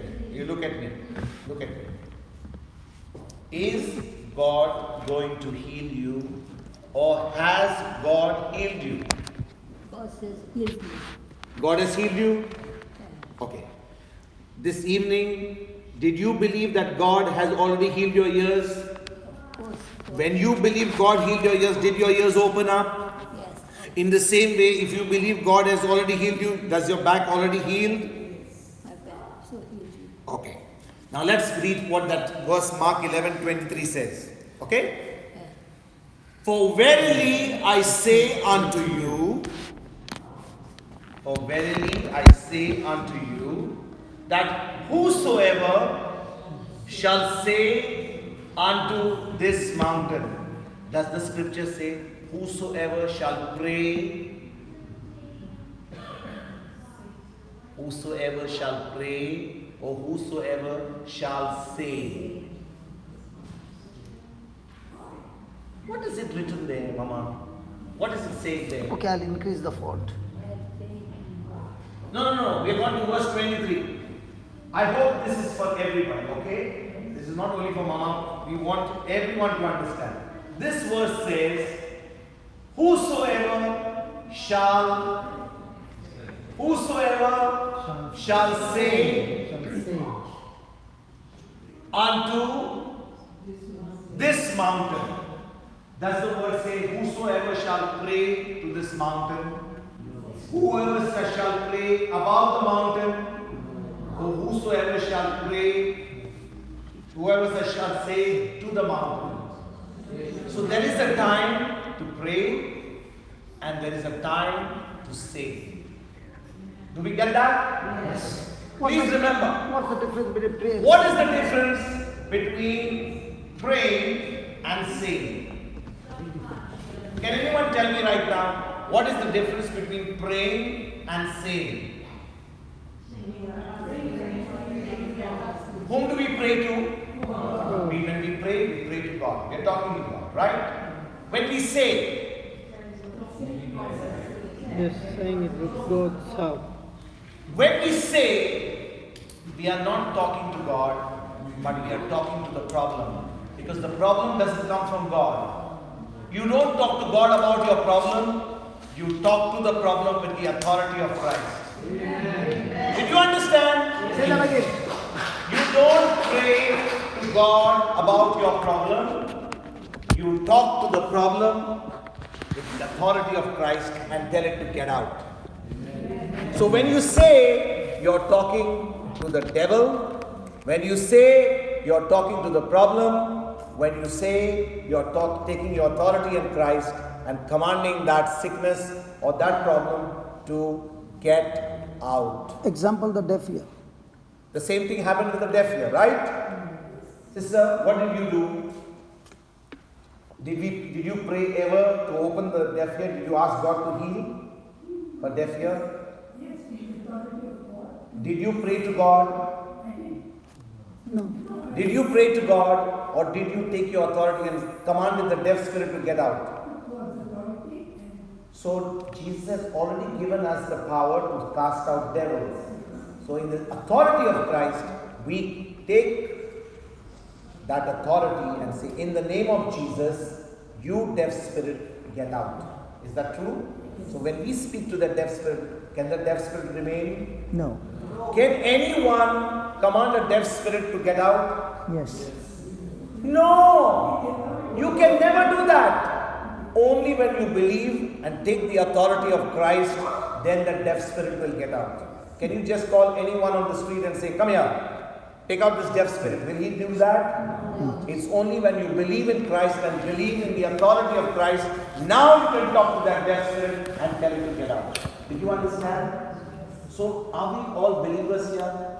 Yes. Can we all do that? Yes. So, who would like to come here and pray for this mama and talk to that back pain and get it out? Come sister, come. See, if we do it, you will say these guys have been doing it regularly. But we want to show you that this is available to everybody. Okay? Now, before we talk to them, he said, whosoever shall say unto this mountain, be removed and be cast into the sea, and shall not doubt in his heart, but shall believe that what he says shall come to pass, he shall receive whatsoever she says. So now you are going to speak to that back pain. Alright? Are we ready? Come on, come. This is the time for your back pain to go. Okay? What happened? Okay, come over here. Come, turn. You come this way. Come sister, you come this side. Now you close your eyes. Hold a hand. Now close your eyes. Both of you close your eyes. And now what are we going to do? We are going to only say. We are not going to pray. We are only going to say. So, you just listen what she's going to pray, okay? Loving Father, thank you for teaching me that when I speak to the problem, when I speak to the mountain, it has to obey. When I speak it, in the authority of Christ. Your word says in Mark 11:23.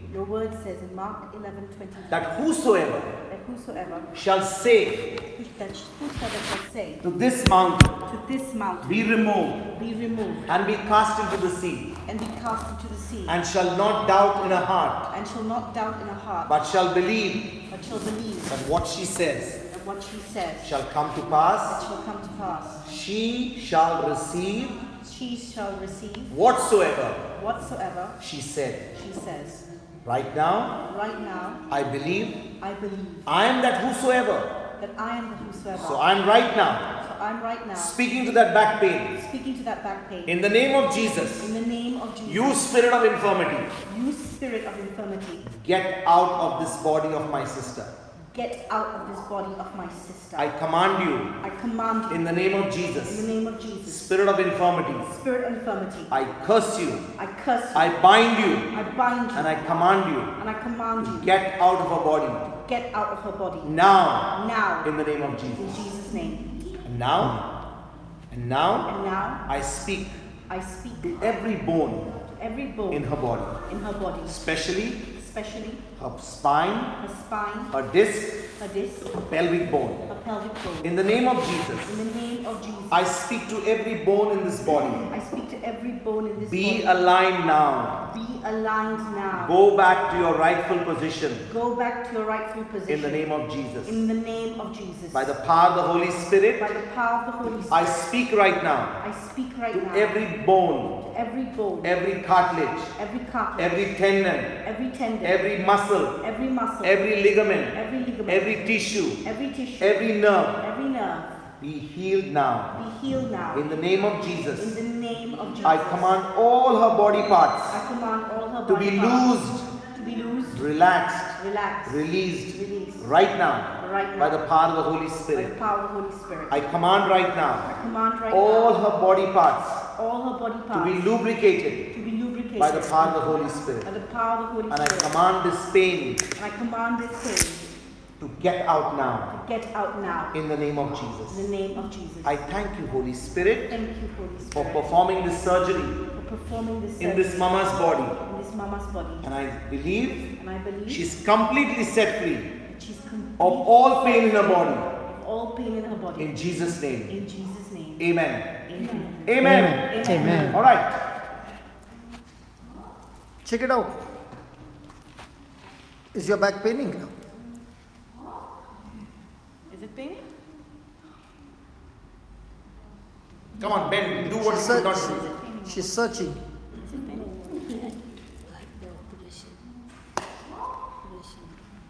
Uterus has been removed.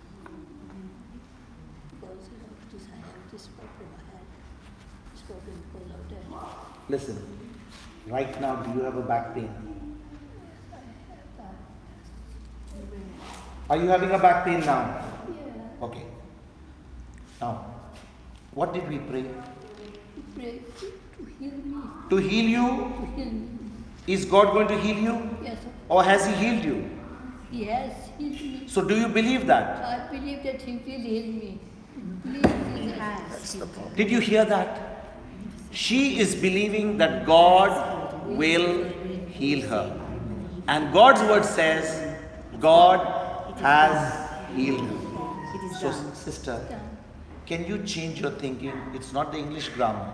Can you think right now, believe right now, that on that cross, Jesus carried your back pain, every pain in your body, whatever is taken out, He already carried it in His body.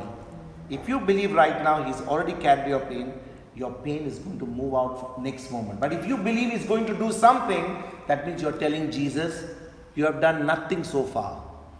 You did not do anything on the cross. You did not even come. Do you believe that He took your sickness on the cross? So He has already carried your pain. So if you believe that, now close your eyes and say this. In the name of Jesus, I am loosed, loosed, loosed, loosed.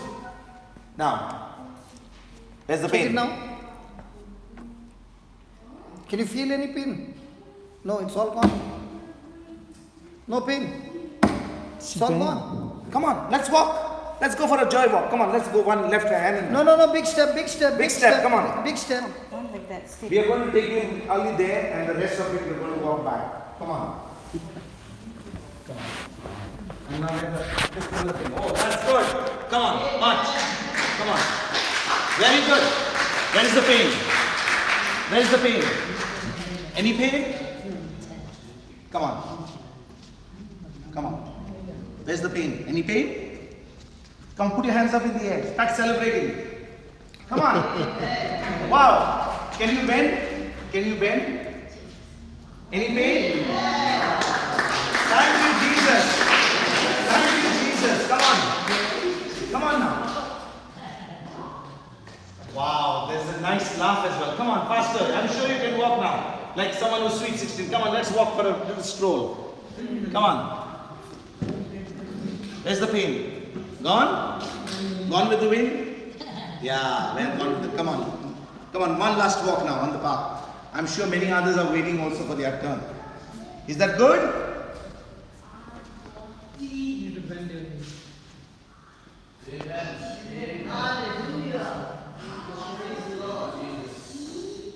Okay. How do you feel now? Pain is there. Please. Where's the pain? Okay, let us sit for some Okay, time. you sit for some time. Let us show you the others who are getting healed, who are seeing their healing. Because is God going to heal you? Yes. That's where the problem is. You need, Let you need to change us your mindset. let us for sit. a while. You sit for a while, and then we are going to show you how others. Okay, has anyone else here got any pain in your body? Anyone? Please come on. Come, brother. You got some pain in your body? Anyone has got any pain in the body? Come. Anyone has a problem with their ears? Please come. Anyone has got any problem? Please come. Come. Please come. You want to see God's glory? Come. But Okay. Just 1 second. We'll take one at a time. 1 second. Then we'll come and take everybody else.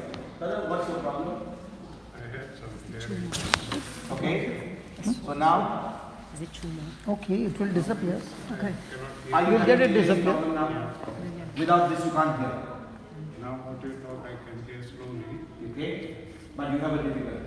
So, Do it fast. Then I time think will. because we are running out of time, we won't let you all come because we want everybody to go. So, close your ears. Father, in the name of Jesus, I speak to this spirit of this deaf spirit. By the power of the Holy Spirit, I command this deaf spirit in the name of Jesus. Come out now. Come out now. Can you hear me now? Now is it open? Can you hear me? Yes. Hallelujah. How difficult was that? It was, I don't know. It was just, Now it's all open? It's all open now? yeah, I feel it's open. So Yes. Hallelujah. Come on. Next. There. Take her. Really. Fast. Do it fast. Hold pain on the back. Is Jesus going to heal you? He has healed you already. Alright, so come over here. Close your eyes. Loving Father, Do it fast. in the name of Jesus, just as you spoke to the woman who was dead for 18 long years, you said, woman, you are loosed of your infirmity. So in the name of Jesus, I say, be loosed. Finish. Check out. Check. Hallelujah. Take See, this we one. have to run fast because of the time. This one. Come, sister, come. Now this one is interesting. She has got a lump in her body, and we are going to make the lump disappear. Okay. Now, I'll give the verse. I want to ask you right now. Hebrews 4:12. Okay. Okay. Is the Lord going to heal you now? He's already healed you. Now, if you go and have a lump and go to the hospital, what is the doctor going to do for you? Operate. He's going to conduct a surgery. Yeah. Because if there is a lump, he has to remove the lump through cut. He has to give you anesthesia. When the Lord heals, there is no anesthesia. Is it a good deal? Yes. Okay. When the Lord heals and performs the surgery, you don't have to go on a bed, you have to stand. Is that okay? Yes. When you go to the hospital, you have to get an appointment. NHS appointment. Is that true? But here, no appointment. And last, the most best part. When you go there to the hospital, you have to shell out a good bill. But here, it's free. And one more, brother. One more. There will be no stitches and no bleeding. And there are not going to be any stitches, any side effects, nothing. So Is that a good- good deal? Okay, this is it. So now, Do it. turn and see what the scriptures say here. Hebrews 4:12. What does it say? For the word of God is quick The word of God is quick and powerful and powerful and sharper and sharper than any two-edged sword, than any two-edged sword. piercing even Okay. So the word of God is a two-edged sword. So shall we use the two-edged sword to do this surgery? Is that a good deal? Are you excited? Are you afraid? No, I'm afraid of You're not afraid of this place. Okay, praise God. Praise God. The word is entering her ears. So now when we are going to this surgery, how does it work? When I start speaking the word, Yeah. this word is going to enter your ears. From your ears, it's going to go to your mind. You're going to hear it. From your ears, from your mind, it's going to go into that place where you have a problem. And that word, which is a two-edged sword, is going to do the surgery. Is that a good deal? Yeah. So what is important for you now? You need to cooperate. So you need to be attentive Yeah. so that you can get that word into your ears, understand what that word says, and the rest of it, the word will do the job. Because this word will pierce even your soul, your spirit, your joint, your marrow. Okay? So, are you okay? Are you ready for the surgery? I'm already for the surgery. I would like to have a little testimony after. Very sure. Sure. Why not? Why not? So close your eyes. Yeah. Loving Father, in the name of Jesus, I thank you. Sorry? I don't repeat. You don't repeat. You just listen. Loving Father, I thank you for this wonderful opportunity you have given this sister to come up here to perform this surgery in your presence. The surgery of the Holy Spirit. Thank you, Lord, for giving us this opportunity to witness what you, the living Word of God, can do. So right now, the Word of God in Hebrews 4:12 says, the Word of God is alive, active, Action. operative, full of action. It is sharper than a double-edged sword. Wow. It is operative. Thank you, Lord. So right now, as I speak that word right now, I believe this word is entering my sister's ears. She's getting an understanding the power of your word. And is going right now to that particular lump, to that particular infirmity, and chopping off that infirmity supernaturally in the name of Jesus. Wow. So right now, by the power of the Holy Spirit, I command the two-edged sword of the Spirit to right now get through my sister's ears into that part and chop off and conduct the surgery supernaturally, completely eliminating, destroying, and removing that lump from her body right now That in tumor. the name of Jesus. That tumor. This tumor, you are right now Cursed. cursed from the root, just as Jesus cursed that root and it died from the root. In the same way, right now, I curse that infirmity, I curse that tumor, I curse that boil, I curse that lump in the name of Jesus. Amen. And by the power of the Holy Spirit, Cast out. right now, this infirmity, this boil is totally destroyed. And you, my dear sister, are completely set free in Jesus' name. Amen. Amen. Amen. Check it out. Amen. Amen. Check it out. You need Touch, to go- touch and check. You need to go and check it out. You No, she can check it out. You can check it out right now if you want to see. You can't find it. It's slightly smaller. Is that possible? It's impossible. It's How is it possible? She's asking. If it's slightly smaller, but I have to see. I will let you know if you give No, me. no, your okay, address. okay. You can go to the washroom. You can and go check. to the washroom and check it out, because when the Holy Now Spirit you can't performs feel the it. surgery, it is beautifully done. Without. Can we give the Lord a round of applause? Sure. Because see, before the prayer, you could feel that hardness. Yeah, it's still feel it, but it's smaller. The Holy Spirit just is, it's already, the work is in progress. Come on, How does it work? speak. Can you hear me? Yeah. And I know those surgeries are very possible because it happened to me when I was 24. And I don't want to waste On your- top.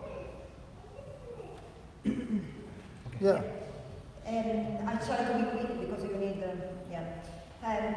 but I was, I had a very bad life and I was smoking about 60 cigarettes a day. So I started at 14, so I still have an emphysema, small emphysema as a consequence. You have or you had? Maybe I had. No, you have to believe that tonight the Holy Spirit has totally destroyed everything. Thomas Faith. Remember the Thomas Faith? Thomas Faith says, I have. Yeah. Abraham Faith. Abraham Faith says, I have it already gone. So It's which gone. faith do you have tonight? Yeah, everyone.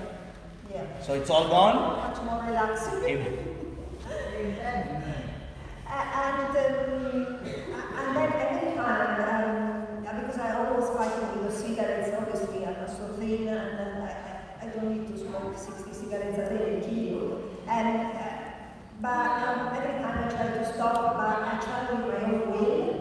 My own will, after that, I was smoking even more, to resist a few days. At that time, I had a few and I said, okay, stop again and become sick. So I did that one after the other, and then I stopped, but I didn't touch anymore. And you know when you have an addiction, anything you do, it triggers the addiction. You drink coffee, every cigarette, pink, you wake up in the morning, the pathway goes in your brain, pink cigarette, you finish your lunch, pink cigarette is that is in your brain. And it was like this center in my brain has been surgically removed. So I had a coffee and the pathway went and I found empty, a hole, nothing. I ate my lunch and I found this hole in my head. It was surgically removed. And now I'm 55. I haven't touched a cigarette since then, and the funny head was high. And then I found out that my mother was praying with all the prayer was exactly for the problem. I didn't know that I stopped smoking. So I know surgery, operations, unpainful, are possible because it happened to me. And as no more desire, no more my will was called to the production called surgical operations. I hope I explained myself a little. Yes. So let's give the round of applause for the healing and complete restoration of our pastor. Does anyone else require it? Because we don't want you to leave this place with any baggage. Anyone? Okay. Anyone requires healing? Okay. Okay. Now all that we heard, I want you to write it down, the points, which will help you to differentiate between Thomas' faith and Abraham faith. Because if you have this outline, this will help you whether you are walking on the right path or you are being deceived. That's why the notes are very important. Is that okay? For example, this sister got a healing, but it is very important that you keep the healing. Because the enemy is going to come and strike you again and make you move from faith, from Abraham faith to Thomas faith. Write down. There are two kinds of faith. Write down quickly before we wind up. There are two kinds of faith. The faith of Thomas and the faith of Abraham.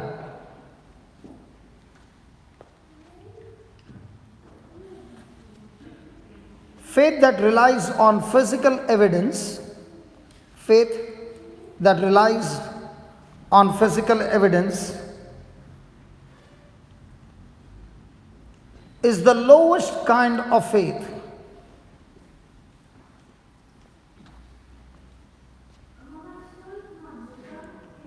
Is the lowest kind of faith. Faith based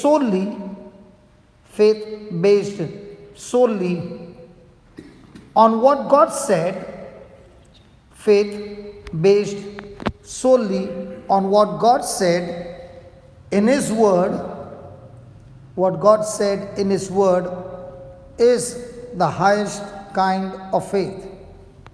Is the highest kind of faith.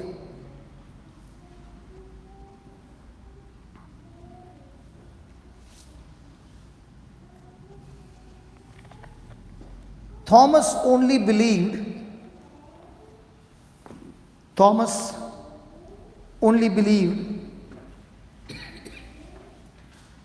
Jesus had risen.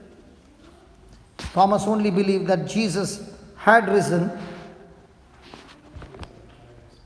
when he had physical evidence. When he had physical evidence.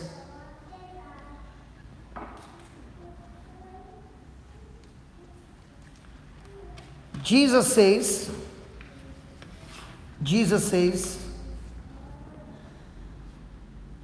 those who believe without seeing, Jesus says, those who believe without seeing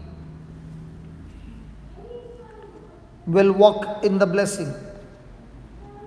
Jesus says, those who believe without seeing will walk in the blessing. John 20:29. God calls those things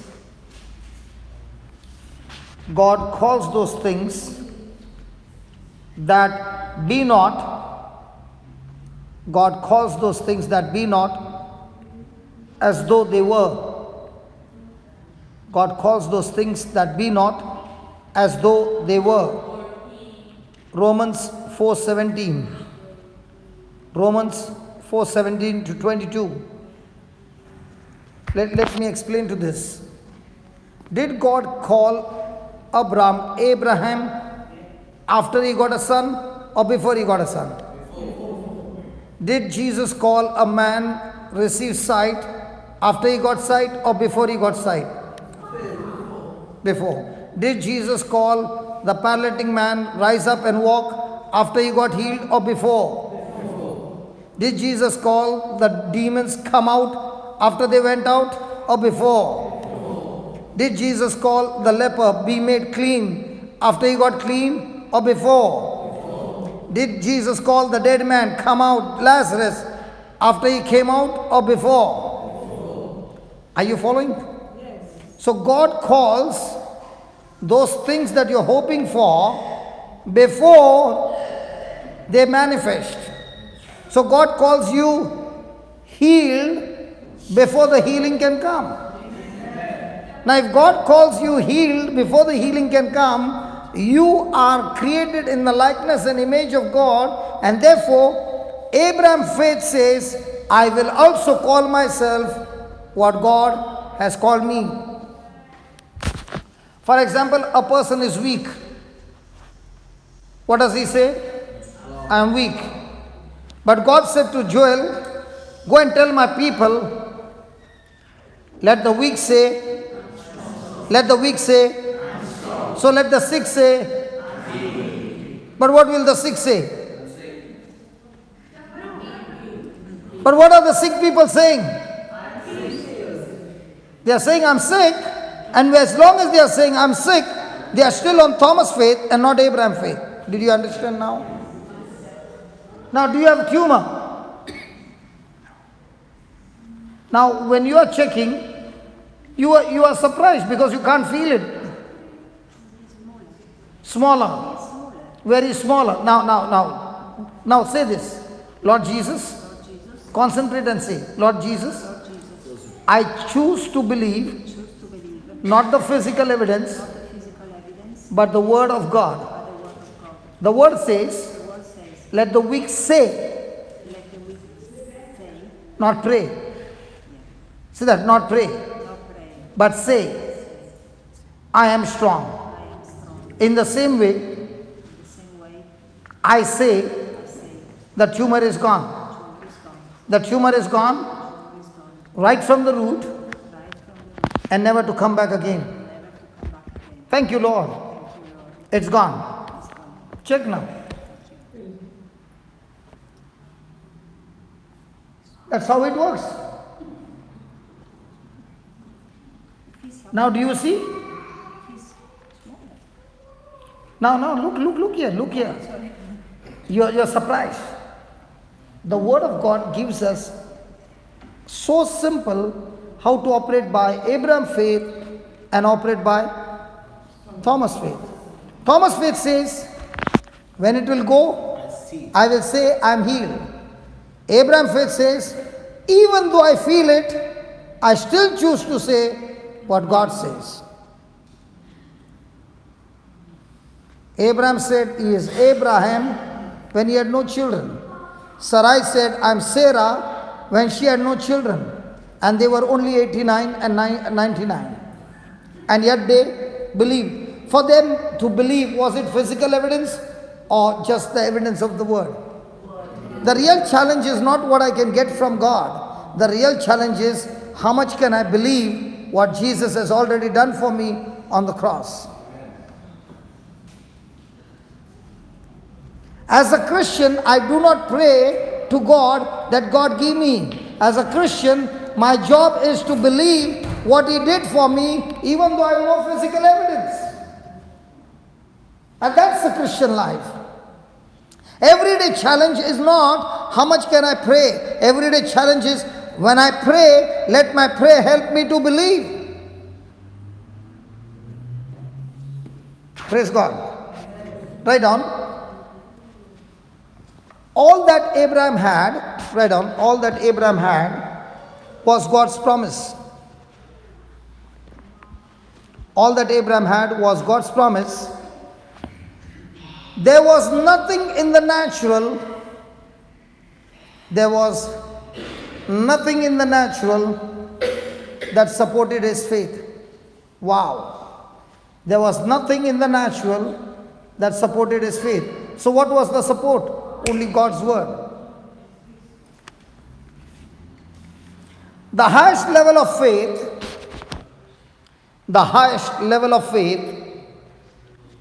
only relies on what God has promised. The highest level of faith only relies on what God has promised. Write down in capital letters, next line. Regardless of outward physical evidence, negative circumstances. Regardless of outward negative circumstances. Now, when there are negative circumstances, which one do we agree? Which one do we believe? Which one do we speak? Do you know what is worry? Worry is Thomas' faith.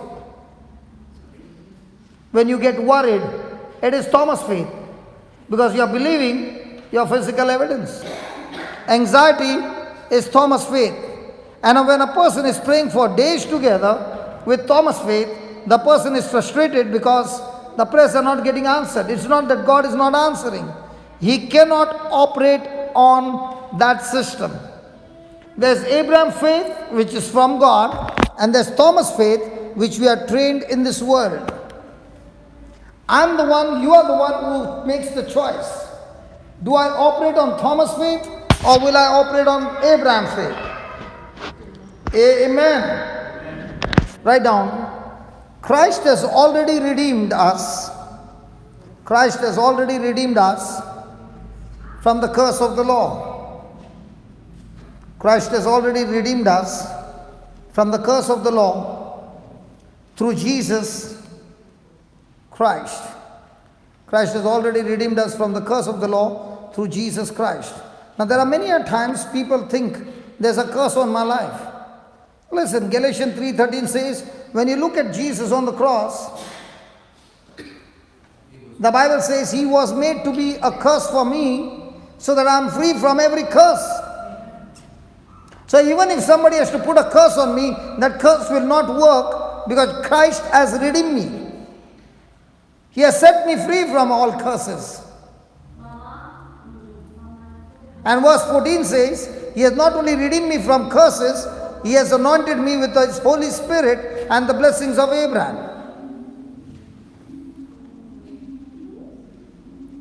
Hallelujah. Christians are no longer under the curse. Christians are no longer under the curse of poverty, bondage, sickness, and sin. Christians are no longer under the curse of poverty, bondage, sickness, and sin because Jesus paid for our freedom. because Jesus paid for our freedom. Christians have the blessings of Abraham. Put that, Galatians 3:13 and 14. Christians have the blessings of Abraham. Christians have the blessings of Abraham. The blessing is threefold. The blessing is threefold. First, spiritual. Second, physical. That is healing and health. Health and healing. 3, material. That is financial.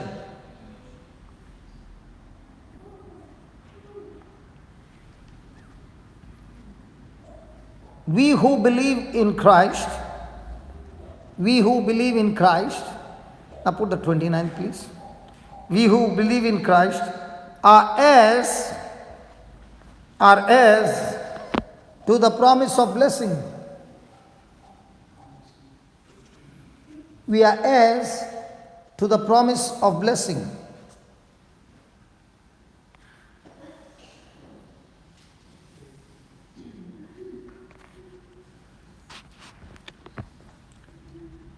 We got to put our faith, last line, we got to put our faith and confidence.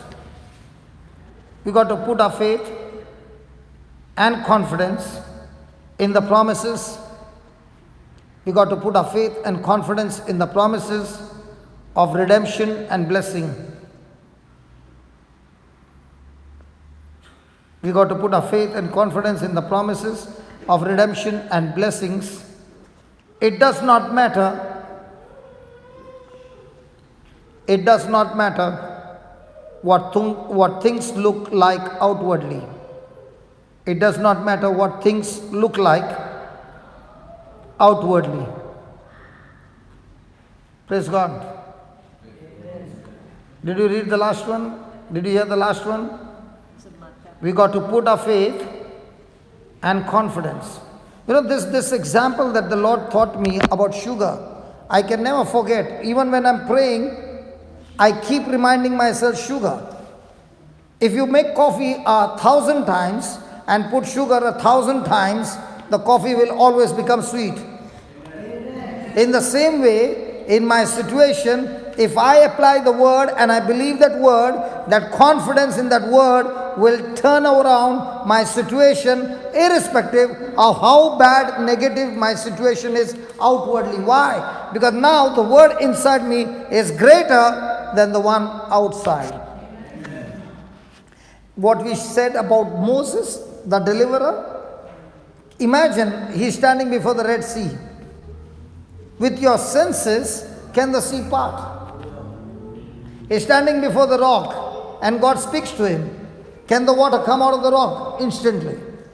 He's standing before God. Can food be provided in the desert? Now all these things that you see in the Old Testament are great miracles, but the person who is in charge, you see him, he is not on his natural mindset, he is on the spiritual mindset. So the spiritual force is way stronger than the physical force, and the spiritual force is what controls the physical world. He spoke the word. The word went inside your ear, and you did not even know the operation was over. That's why when you said I got tumor, I was excited because I said, wow, we can kill it. Amen. How do you know you can kill it? Because the word of God gives me the same authority which says, whatever Jesus did, I am also able to do the same. Just put that, John 14, how much, 12? John 14, 12. Whatever whoever believes shall do the same works greater works. Yeah, just put that. Why did you shut it down?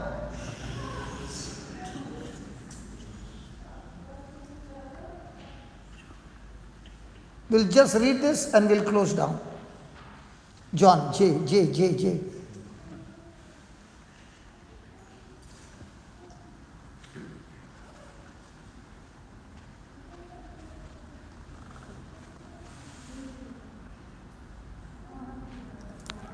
Verily I say unto you, he that believes on me, come on, read it please.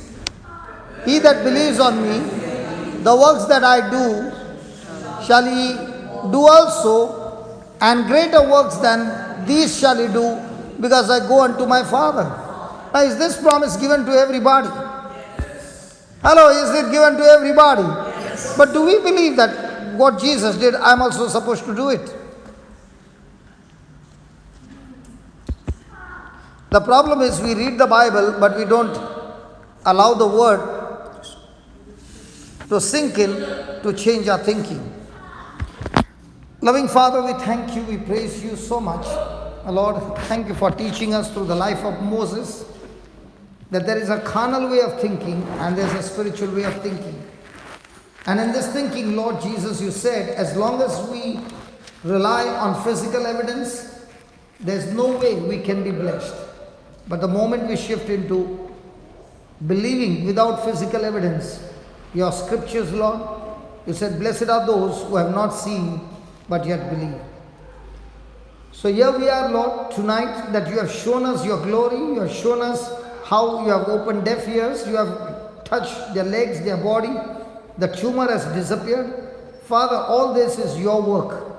And today you have shown us that this is not done by only one person, but everyone who believes. Thank you for showing us, O Lord, that the real challenge is not what I can receive from you, but how much can I believe in you. All these years, O Lord, we were being deceived, and we kept asking you, O Lord, and it looked like you are the God who did not answer our prayer. But now we begin to realize, in Mark 11:24, you said, whatsoever you desire, when you pray, believe that you have received it, and you shall have it. Father, thank you for showing us through the teachings of Jesus that our prayers are answered the moment we believe, and the manifestation takes place based on our confidence. So here we are, O Lord, thanking you, praising you, and worshipping you, submitting to you and giving you all the praise and glory, O Lord, that you not only gave us a fantastic teaching, but also helped us to demonstrate your power. Thank you for all these lovely people who have come. You have given us the notes, you have given us your word. Lord, as we go back, help us to apply these truths in our life and experience your glory. We thank you, we praise you, in Jesus' name. In Jesus' name. Amen. Come on, one more time. In Jesus' name. Amen. Thank you so much. Thank you. Okay. We want to give you a gift. Okay. This gift is of a CD, and the teaching is for 58 hours. Okay. It's an MP3. It's recorded from the retreats, and it's absolutely free. The teaching that you heard tonight, if you want to hear it tomorrow morning, you can get it on JCILM, that is Jesus Christ is Lord. Jesus Christ is Lord Ministry.info. Say that's good. JCILM. JCILM.info. Thank you. So there are more than thousands of teachings, many healings, and we are there to teach you, and you will see demonstration of legs growing, hands growing, the blind eyes being healed, the crooked back becoming straight. Amazing healings are there. But all these are based on Bible teaching. Amen. And in this healing, you will not see me doing it, but somebody from the congregation doing it. Praise God. To show you that God is looking for Moses. Amen. Hello, God is looking for Moses. Are there any Moses in this congregation? Yes. Hello, are there any Moses in this congregation? Yes. He's looking for you. Hallelujah. So thank you, Father. Thank you so much.